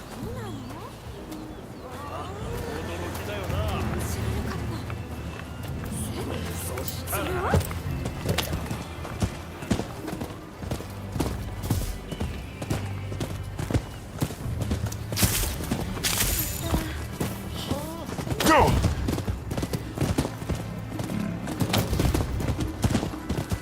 You'll have to read the subtitles, but trust me, it's worth it.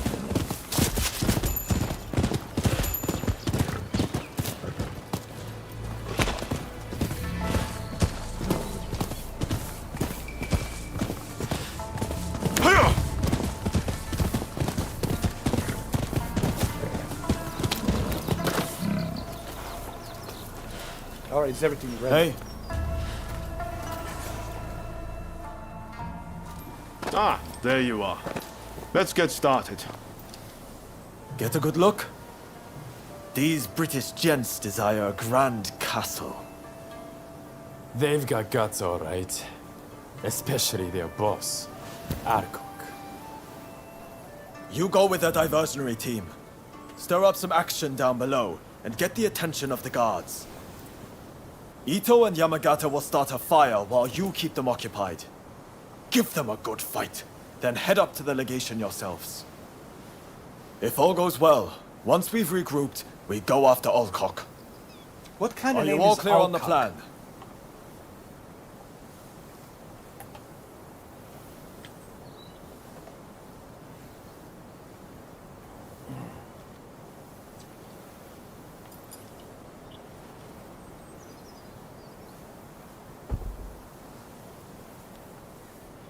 Just go look, man. You'll find it.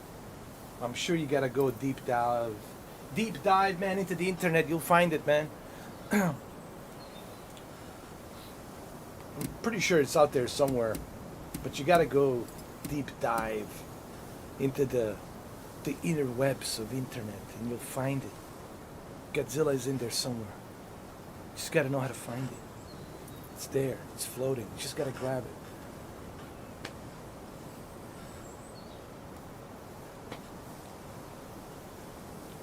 I can't remember last time I paid for a movie, dude. There's so many free movies on the internet. You just gotta know how to find it, dude. They're like people like have servers, and they play movies, dude. They have fucking servers. And even when they shut down the servers, they open the new servers and they got movies. I can't believe people pay for movies, man. Don't pay for movies. Don't pay for porn. Don't be a sucker. Don't be a simp. Use this. Yeah. I can't remember last time I paid for any kind of movie. People pay for Netflix and that, and all this other shit. And $35 a month, really? Netflix?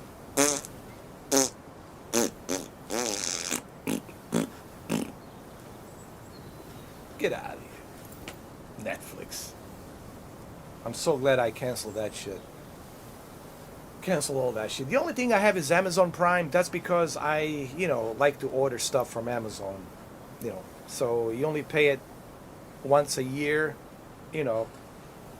and you get to have movies like Brapa 12, things like that. It's all good. Amazon Prime is the only thing I have, man. And it's fine, dude. There's plenty of shit on Amazon Prime for me to watch, man. Plenty of movies. I think Amazon Prime Video is better than Netflix a million times. Just I don't know. I think Netflix is overrated. It's way too overrated, man, in my opinion. Way too overrated. And it's super expensive. It's so restricted. Oh, you need to open a new account. You want to take the membership with you. Whatever. Yeah.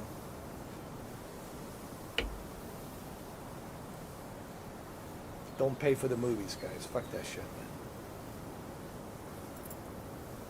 Now, if you're a collector, the only time I'll pay for a movie is if I'm buying a 4K disc. Because I like to collect movies. I like to have movies on the physical media. That's the only movies I paid for. Like, I got the Oppenheimer in 4K because, I want to have it. I want to have that movie in 4K. Because it's a, Academy Award winning movie and, it's pretty popular, so I like to have it. Certain movies I like to have on a 4K format. I still have my Oppo UDP, what is it called? UDP something. I can't remember. UDP 50 or whatever it was. The model number of Oppo. I still have my Oppo 4K player. It's one of the best, hold on. One of the best media players ever in the history of mankind. Excuse me, in the history of humankind. Oppo is one of the best, and I still have it. It's not for sale. I will never sell it. That thing is forever. It's one of the best. Can play anything. Rewritable Blu-ray, ripped Blu-rays, everything and anything can play. So one of the best 4K players in history of humankind.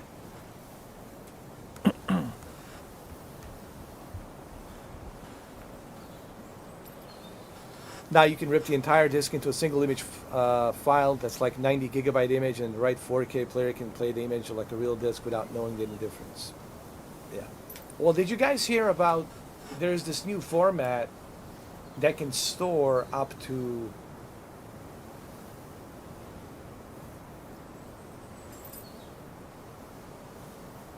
like 1,400 movies.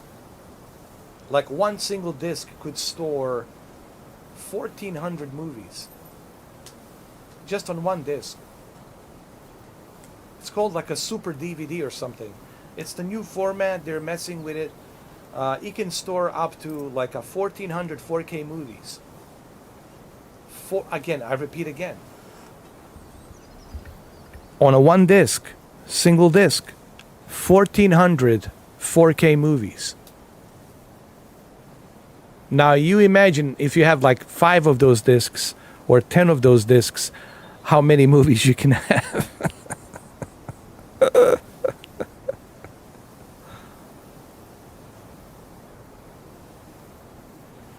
Right?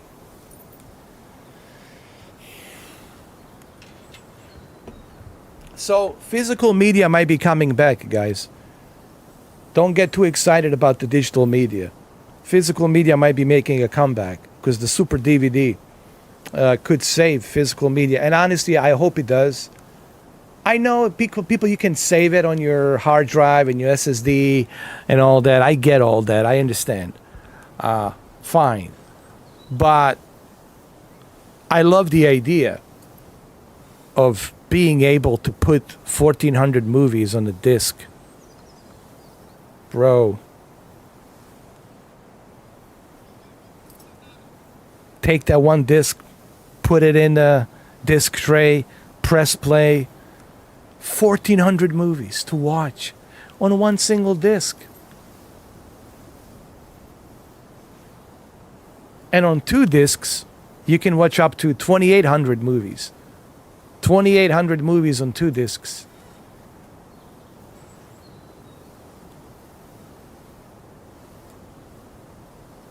So we'll see what happens, man. It's going to be interesting.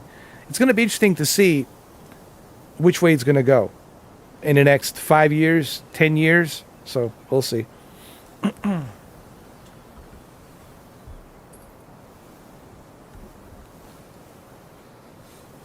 I still like my physical media, man.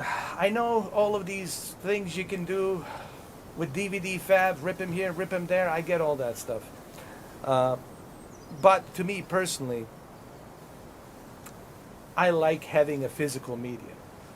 You know, I don't need internet. I don't need a computer. I just need a player and a disc with a television. That's it. I just need a disc, a player, and a television. And I'm good to go. I could be anywhere on this planet, on a remote place somewhere with a generator or with a, solar panel or whatever they have. Somewhere out there remotely in Alaska or whatever. And I could watch movies not worrying about the internet or anything like that. The quality is going to be top notch, perfect bit rate, perfect everything. Perfect sound, or you can plug it into a projector and have a projector movie night, right? Watch it on a projector, on a big movie projector, right? So, I don't know. I still have special heart. Not a special heart, a special place in my heart. I have a special heart. It must be some kind of a special heart. What I meant to say, I still have a special place in my heart for physical media, man. I believe in physical media. LP records, vinyl, CDs, and even a cassette player, dude. VHS. It's something about owning a movie in a physical format. But there's something about that. Just. You're quick on the uptake. Bodes well.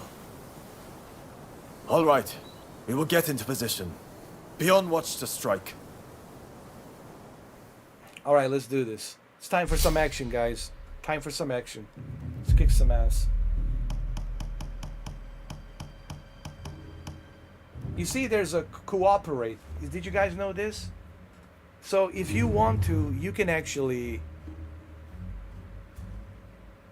have somebody online to help you out. For example, if Cameron had this game, I could call Cameron right now to help me and cooperate with me. I could send him a request to come play the game, to help me with this level.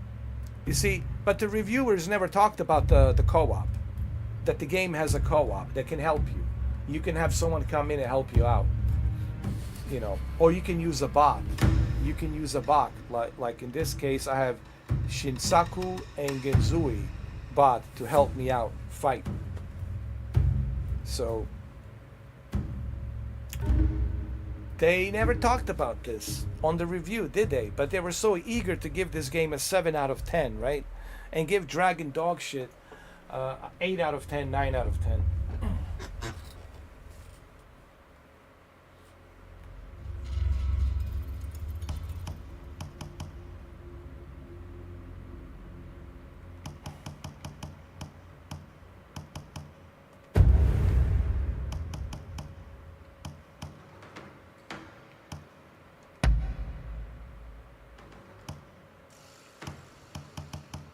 You know what? We're gonna change this.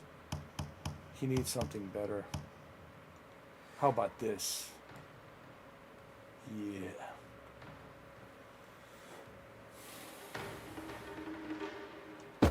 Now we're talking.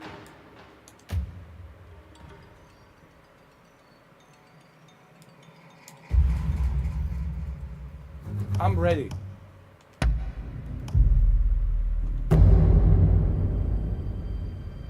No one can stop our merry band. Yeah. Indeed. I'm Bubba I'll do my best not to disappoint. I'm Bubba Yig.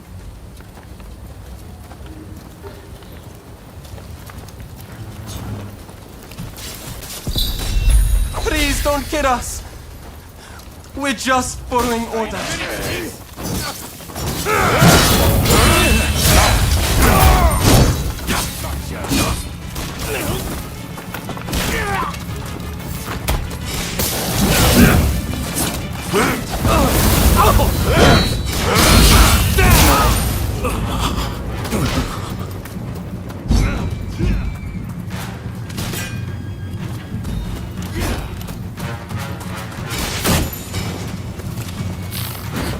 Stand fast! Wait for an opening between shots!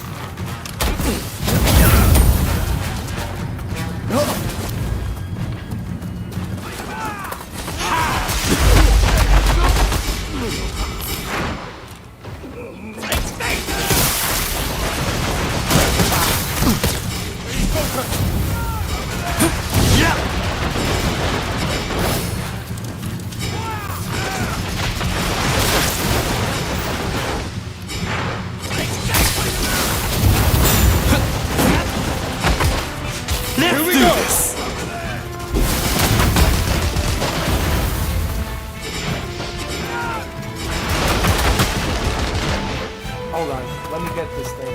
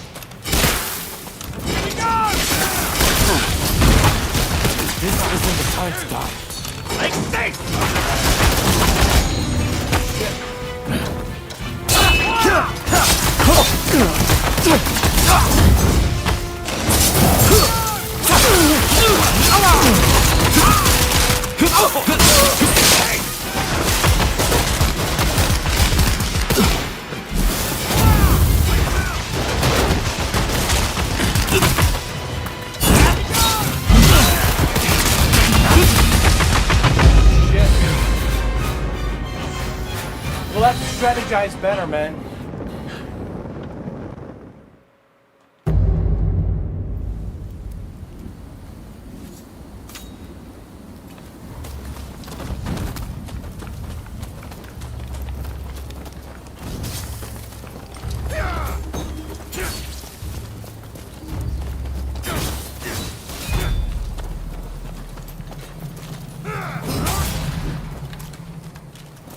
take long enough.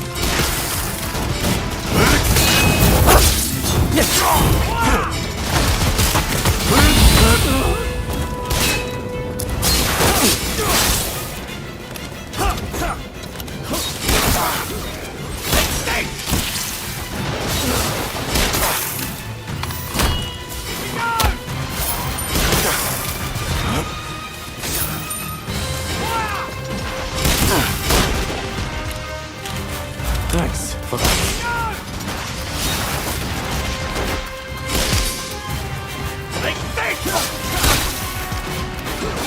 Hold on, I think I might have some more bows and arrows.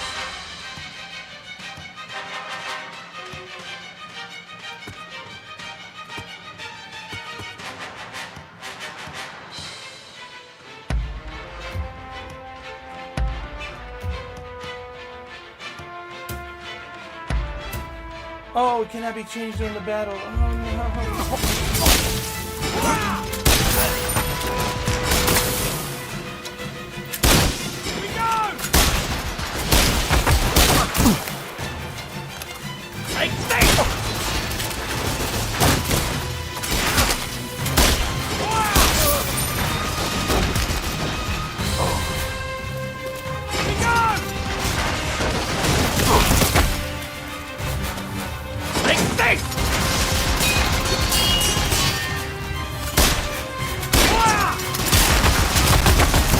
This isn't the time to die. Alright?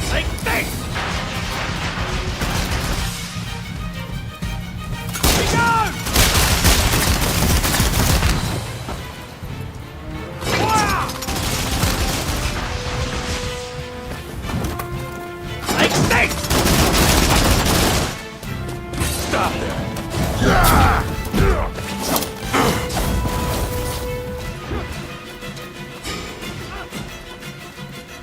Let's get that asshole. Right, bitch. Yeah. Oh, no, not this guy. Oh.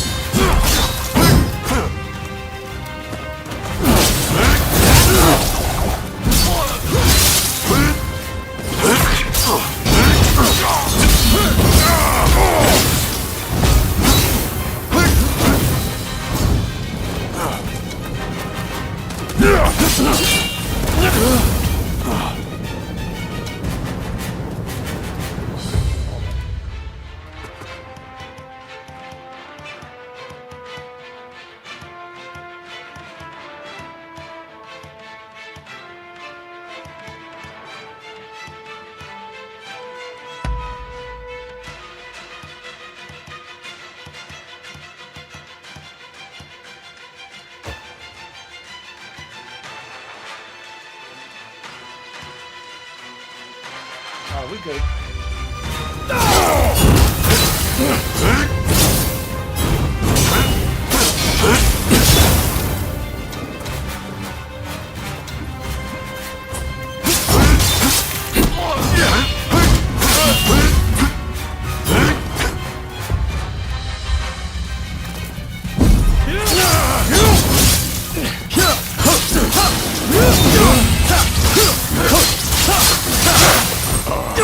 Nice.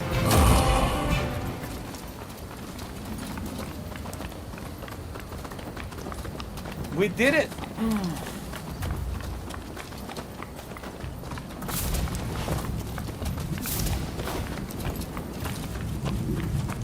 We did it after a few tries.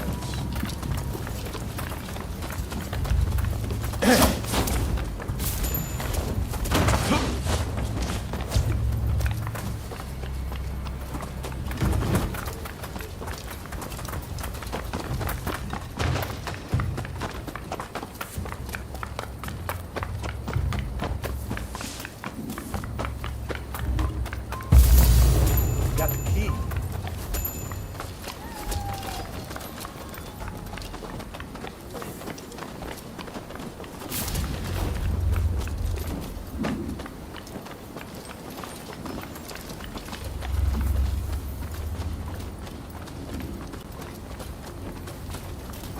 Let's sneak up behind this guy right here. Who's that? Yeah.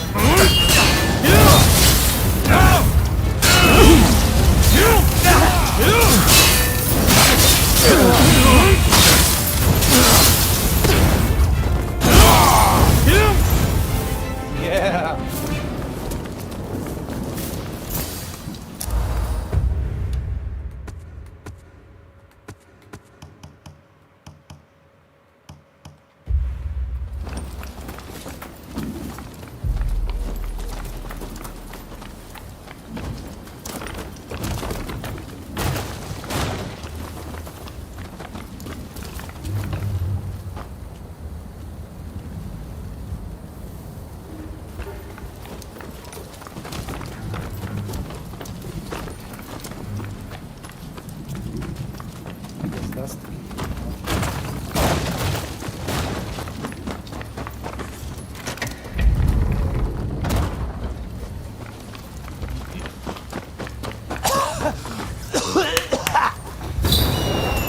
What have you done, you bastards? Shadow of the Mordor was a great game, man.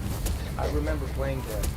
Was it on the PlayStation 3 or PlayStation 4? It was a pretty good game.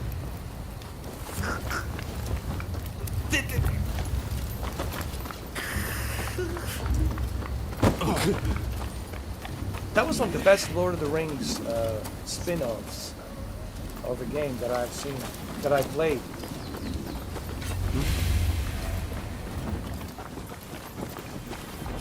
Bring it on! Hit them!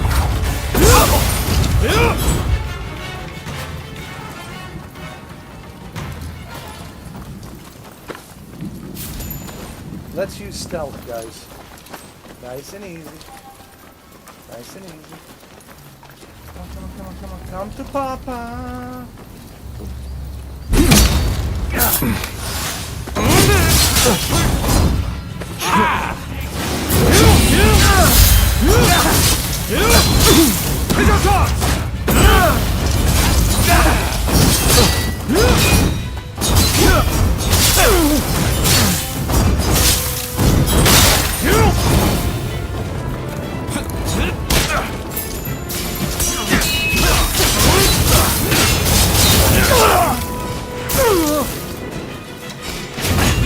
Here it comes!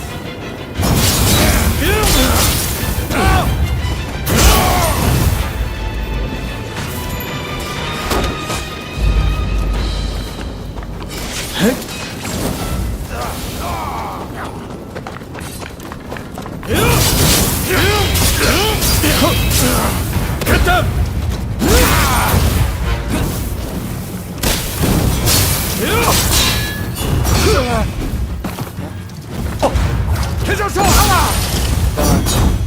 Finished. No questions asked. Now we can go and dominate this building right here.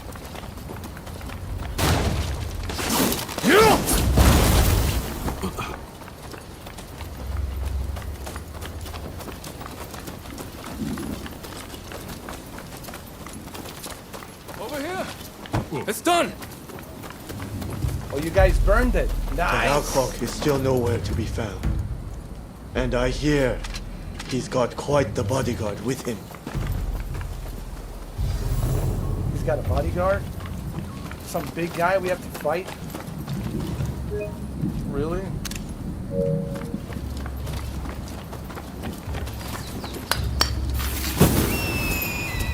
Yeah, I did saw the new trailer, Dimitri, for the Alien. Looks pretty good, actually. Looks very scary. Looks scarier than, you know, that previous one they did, which was kind of okay.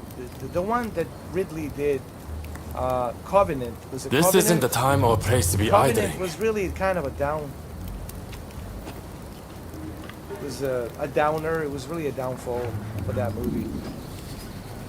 I didn't like Covenant, to be honest with you. Kind of failed.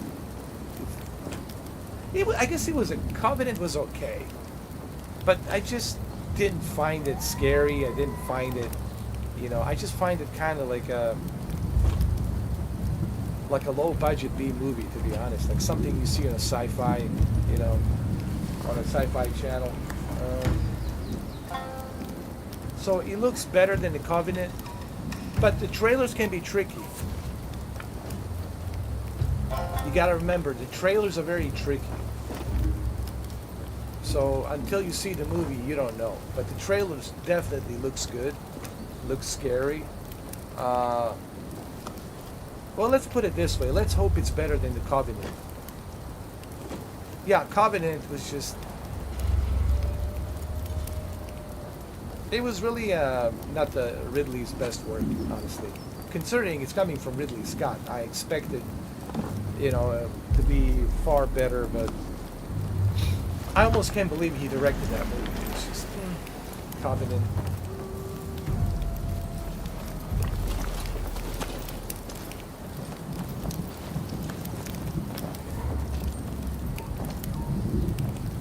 I think in an Alien franchise, and especially for Ridley Scott, I would say Covenant was one of his biggest downfalls in terms of the movies that he makes, because he really makes good movies, and that's why I was so disappointed, and I was so kind of like, what the hell, Ridley? You know, you do better than this, man. Like, why did you make this movie like that?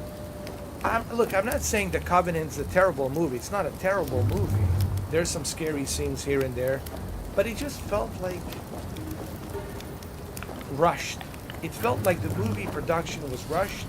It felt like the entire movie was rushed to be released certain year, whenever it was that, you know, I don't know, 2017 or whatever, 2016, 2017.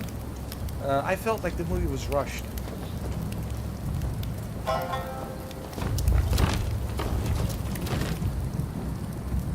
So I felt like it was a downfall. Like the movie story and everything was a bit of a downfall, and David did everything. He's responsible, and the whole idea of David AI. I understand, you know, that the AI robots can take over, they can manipulate and this and that, but like, I find it so ridiculous that. All right, before we continue, because I have to say this, I find it so ridiculous, and that's why I use the word downfall for want to have Ridley a tea break or Scott something? movie Covenant. I felt like it was a downfall for the Alien franchise. What I mean by a downfall, a failure. I felt like the Covenant has failed. The cast in the movie really didn't have any chemistry. I didn't feel it. The casting really wasn't that great in the movie. There were some funny moments, you know, and all that. Country Roads song, you know, fine, whatever. I just felt like the story wasn't there. That's what I mean by a downfall. I felt that the casting wasn't there. And the whole idea that David, the android David, was able to go and travel all the way with Elizabeth, all the way to the engineers' planet civilization, and he was able to destroy them all. As if they had no idea that he's coming. Like, these are the most advanced civilization, and they supposedly created us, right? These are the most advanced civilization, right? And this android, David, goes in there and he drops this whatever, this dark matter, whatever this is, that created the plague, this plague that he released. And it killed all of them, right? And now he's the only one on that planet, and it's just, it's kind of like, it was retarded. Like, these are like the most advanced civilized humanoids on the star system, and they don't know about this guy David, android, that he stole the ship, and that he's coming with all that shit, with all the, you know, that plague shit, and he's bringing all that shit with him. Like, they didn't know about that. Like, they couldn't pinpoint his location, where he's at and where he's going. So I just felt the movie didn't make any sense. I felt the movie was really stupid. And considering the movie was directed by Ridley Scott, I felt like this was the biggest downfall in his career. And it's that movie, Covenant. I mean, of all the movies that he has made, and he made some amazing movies, I would say The Covenant was one of his worst downfalls in the movies that he has created. It's almost like it was a commercial, like he was forced to make the movie to do a favor for 20th Century Fox or something, and it was like forced and pushed to make that movie. Oh, I don't know. So yeah, it was a total downfall for Ridley Scott's career. But then he came back with The Martian. Then he makes The Martian. You know, then he does all these other movies, you know. So it's like, that's the thing about Ridley Scott, you know. He has one sucky movie, and then he comes back with a big movie. He makes another sucky movie, and then he comes back with a big movie.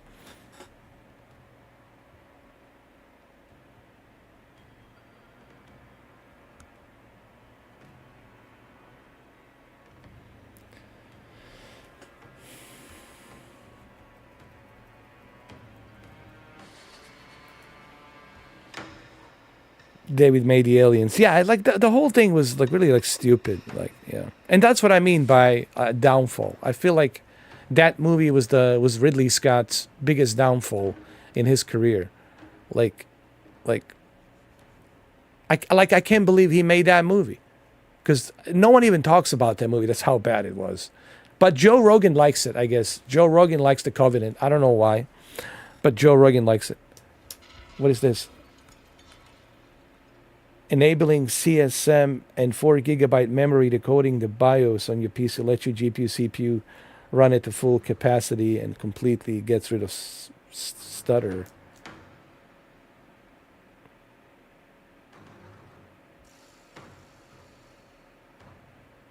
Really? enabling CSM 4 gig memory decoding the BIOS on your PC, let your GPU CPU run at full capacity.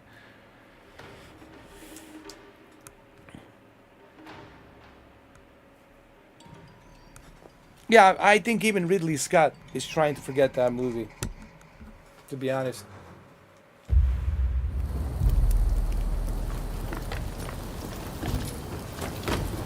Savage. Let's do this! Even he can't believe that he made that movie. I think he was forced to make that movie, honestly. I think, like, he had to do it or something as a favor for 20th Century Fox or whatever, and I think he just... I heard the movie was rushed. That's another thing I heard. Even though they went to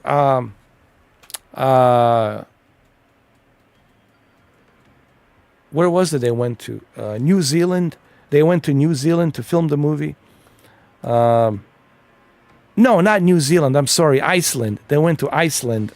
They went to Iceland to film the movie.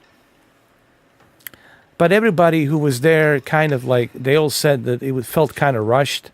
Like the movie was being rushed. Everything was kind of being rushed. And you can see the acting wasn't that good. Everybody was like having a hard time saying the lines, and they were like, whatever. Like I said, it was Ridley Scott's biggest downfall on that movie. But then he comes back with The Martian. Then he comes back with, this recent movie that he did with Joaquin Phoenix, Napoleon, and now he's working on Gladiator 2. I don't know, man. Just, I think they should just leave the Gladiator alone. Yeah, I know Denzel's going to be in it and all that. I mean, look, this is why, what's his name, Danish director from Denmark, who did RoboCop and Showgirls and Starship Troopers and Total Recall, and that Sharon Stone movie when she opens her legs, Basic Instinct. This is why Paul Verhoeven says, I don't do sequels. Do you know why he doesn't do sequels? Because I already made a excellent original classic movie. I can't touch that. I can never recreate that. It's perfect the way it is. And that's why he doesn't like doing sequels. And you know what? I happen to agree on that. Sometimes you get lucky in a sequel, it works, right? Like The Dark Knight. He was better than the first Batman Begins. But that's once in a lifetime you get that, like, maybe luck opportunity where you get lucky, to make that kind of a great sequel. But he says, I don't like doing sequels for this reason. Because the first RoboCop was so good, he says, I can't do a sequel better than what I already did in the first RoboCop. So I'm going to move on to something else to make something else original and make it better. And I agree on that, man. I think people need to stay away from sequels. Like, dude, you made it. Looks great. Moving on to a next project,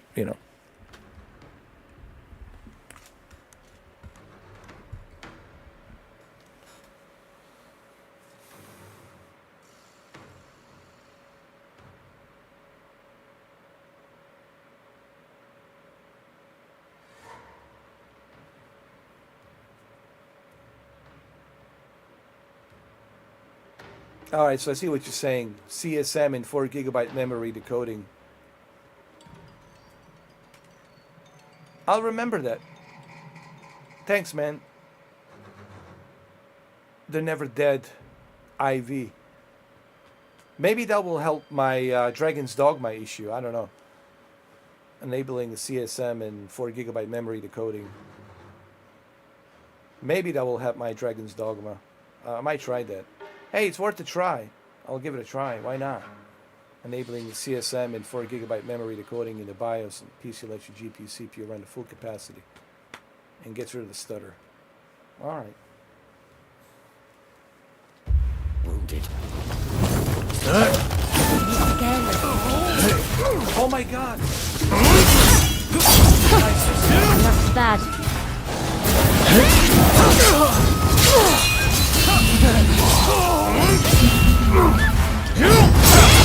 Not holding back, I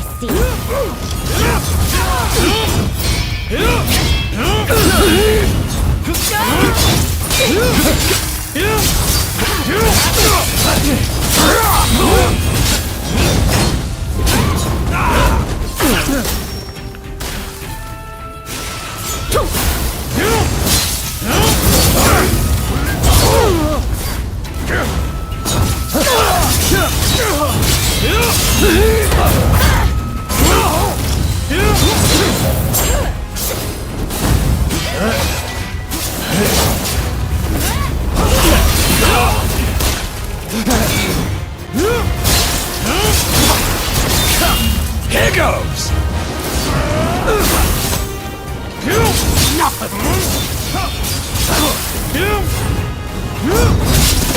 More than that, finish me.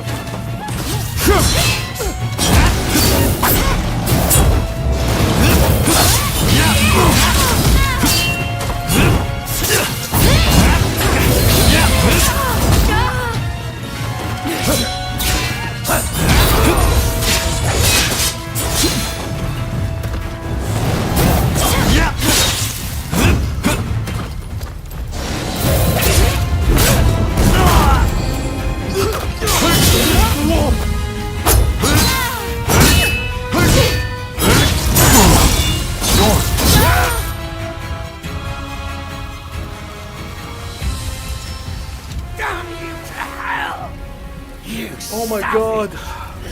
No, we shouldn't fight.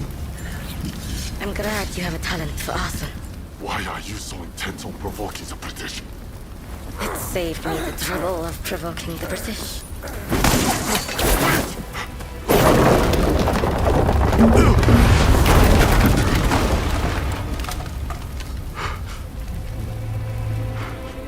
Can't believe she did this.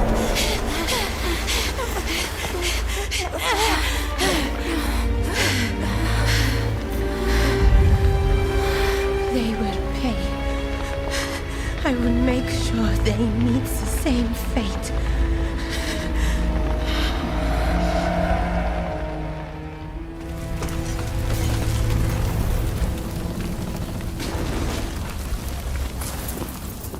No. Well, I'm sure there's gonna be a DLC. You've gone too far. I'm pretty sure, man. 100%. Team Ninja's probably working on it. Just the as we speak. beginning. Wake up, people of Japan. As the smoke rises, so shall we. So shall we! This is no better than the Red Demon.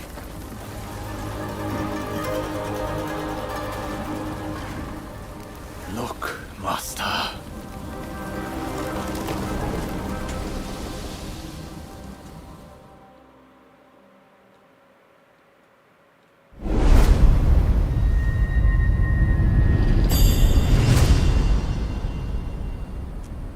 See, the problem is his sister.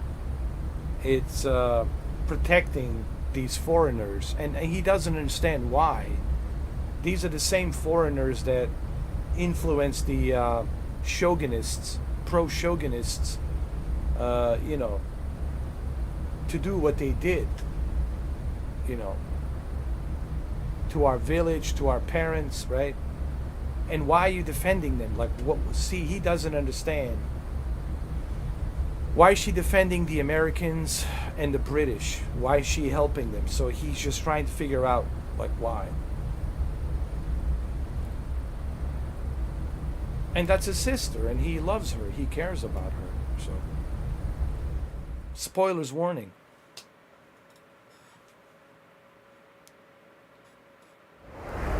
But you can also play as her. You know that, right? The second time you play the game, you can play as her to find out why she's doing what she's doing. Hey! Hold on.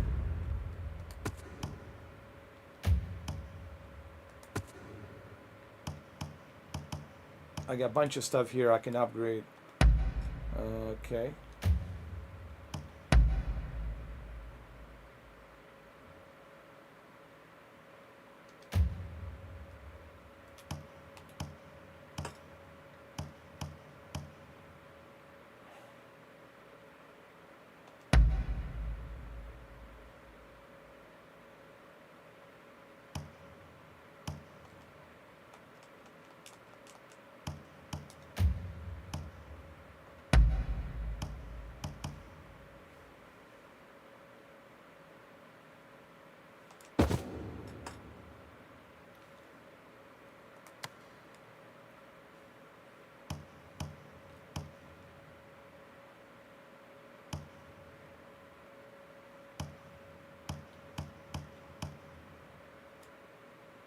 Now this is a real John Wick right here. Look at that.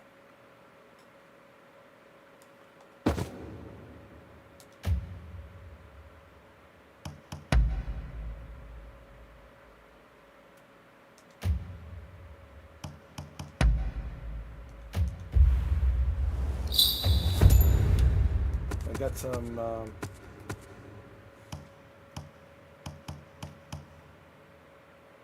skill points here.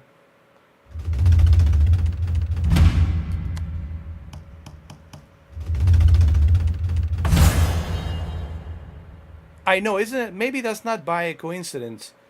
Maybe Team Ninja and the producers of Hulu FX Shogun TV show, maybe they really wanted it to come out at the same time.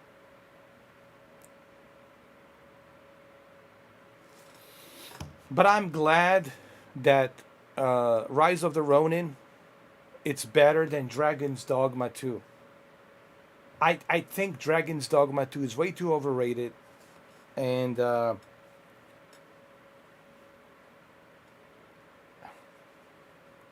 first of all, the game doesn't work. You can't even play it. That's number one. The game doesn't work. Can't play it. Everything's so expensive in the game. There's too much microtransactions, paywall behind it. I can't really say nothing good about Dragon's Dogma 2. Maybe I'll play the first one tomorrow just to see what it's all about. But I'm really, man, I don't know what the big deal is about Dragon's Dogma, dude. I just don't see it. Maybe you guys see something I don't, but I don't see it. I don't see what the big deal is about Dragon's Dogma. I really don't, man. I think Dragon's Dogma is way too overrated. It's getting way too much attention. And for what? People can't even play it. And those who are lucky enough to play it, everything's so expensive in the game. You know. So I don't know what the big deal is.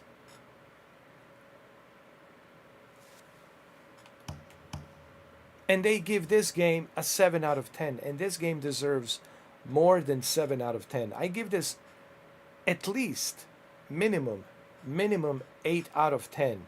Solid 8 out of 10 for this game. Instead, they give Dragon's dog shit. Dragon's dog shit. They give Dragon's dog shit 2. 8 out of 10. 9 out of 10. Can't even play it, man.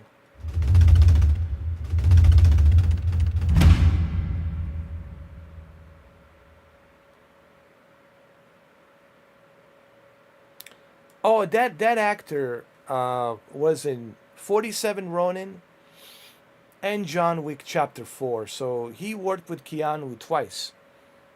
He was also in a Tom Cruise movie, The Last Samurai, and I think you guys probably remember him from The Last Samurai. That's where he really got his break in 2003. The Last Samurai really opened the door for him in Japan cinema and then Hollywood. He was also in the Wolverine, Hugh Jackman movie. So he was in a bunch of movies, dude.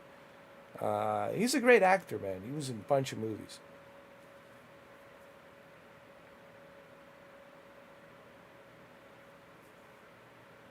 Hiroyuki Sanada. Yeah. He's really good.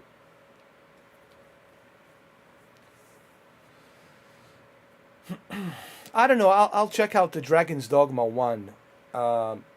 Arisen Darkness, which is available on PlayStation Plus. So I was just talking to Cameron. I'm going to do it tomorrow. I'm going to download it, and I'll do it tomorrow. I want to check it out. I want to see, how the first one is. And but it doesn't matter. Even if I like the first one, the second one is the dog shit. That's what that's the problem. I'm pretty sure most likely I will like the first one because it's working fine. There's no microtransactions. Everything's not expensive as it is in this one. And it's working. I'm sure the game's going to be working just fine, obviously. But the second, man, Dragon's Dogma 2 is just...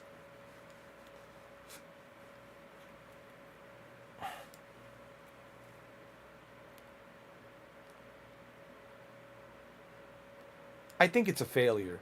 They already failed, man. It failed on the arrival. When the game fails on the arrival, by the time you fix it, by the time you patch it up, no one's going to care.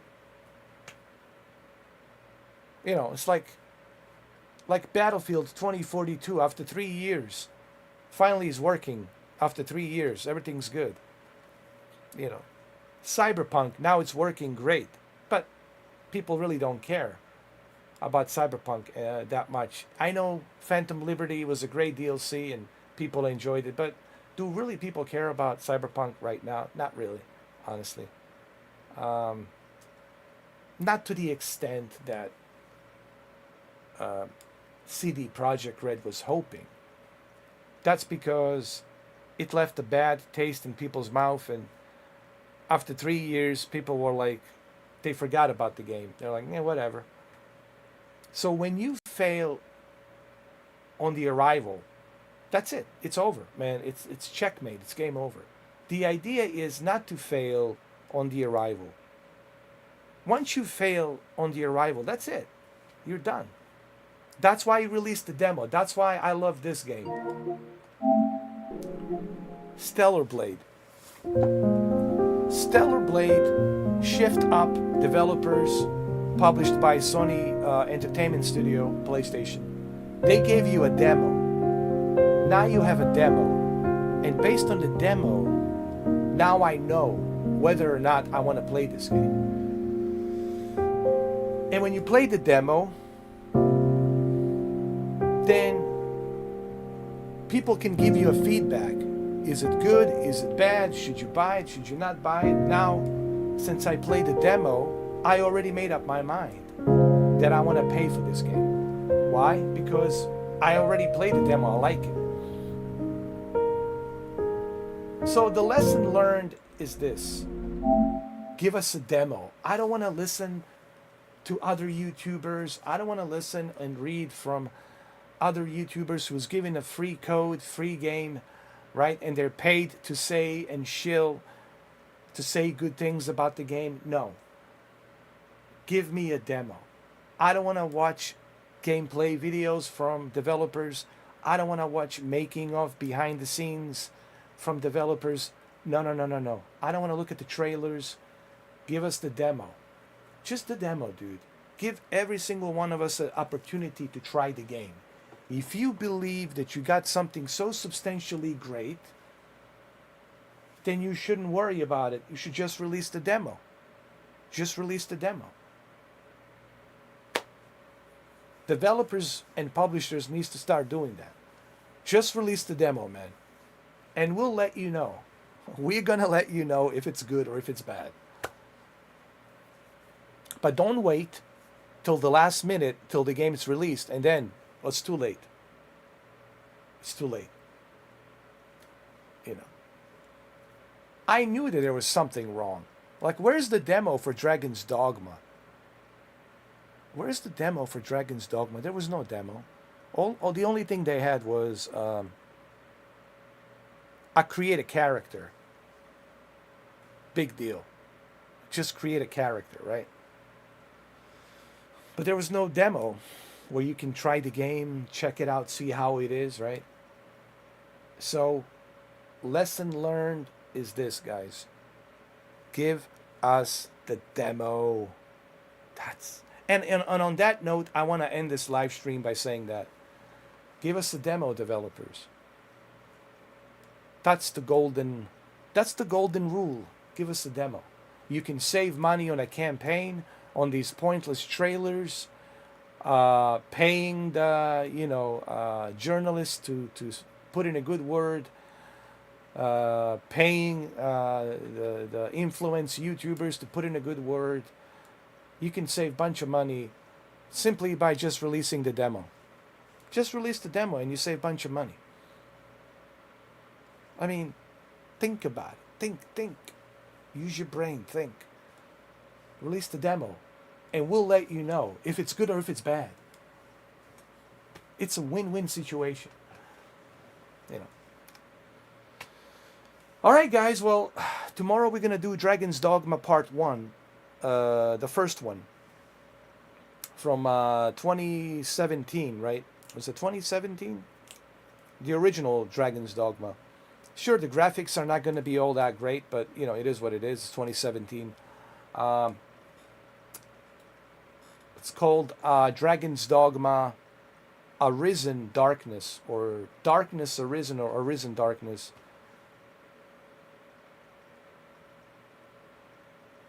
Probably. Well, there you go. Even better. Kemi, if they sell it for like $20, then I'll buy it dirt cheap and then I can play it. You know. I kind of regret buying the PC version, to be honest with you. And I know I got it dirt cheap. I got the PC version for like $43, but I still feel like I wasted my $43. I could have used that $43 for something else, you know. Like I could have bought a bunch of these, you know, Pellegrinos and whatnot. There's so many different things I could have done. I feel like I wasted money on the PC version.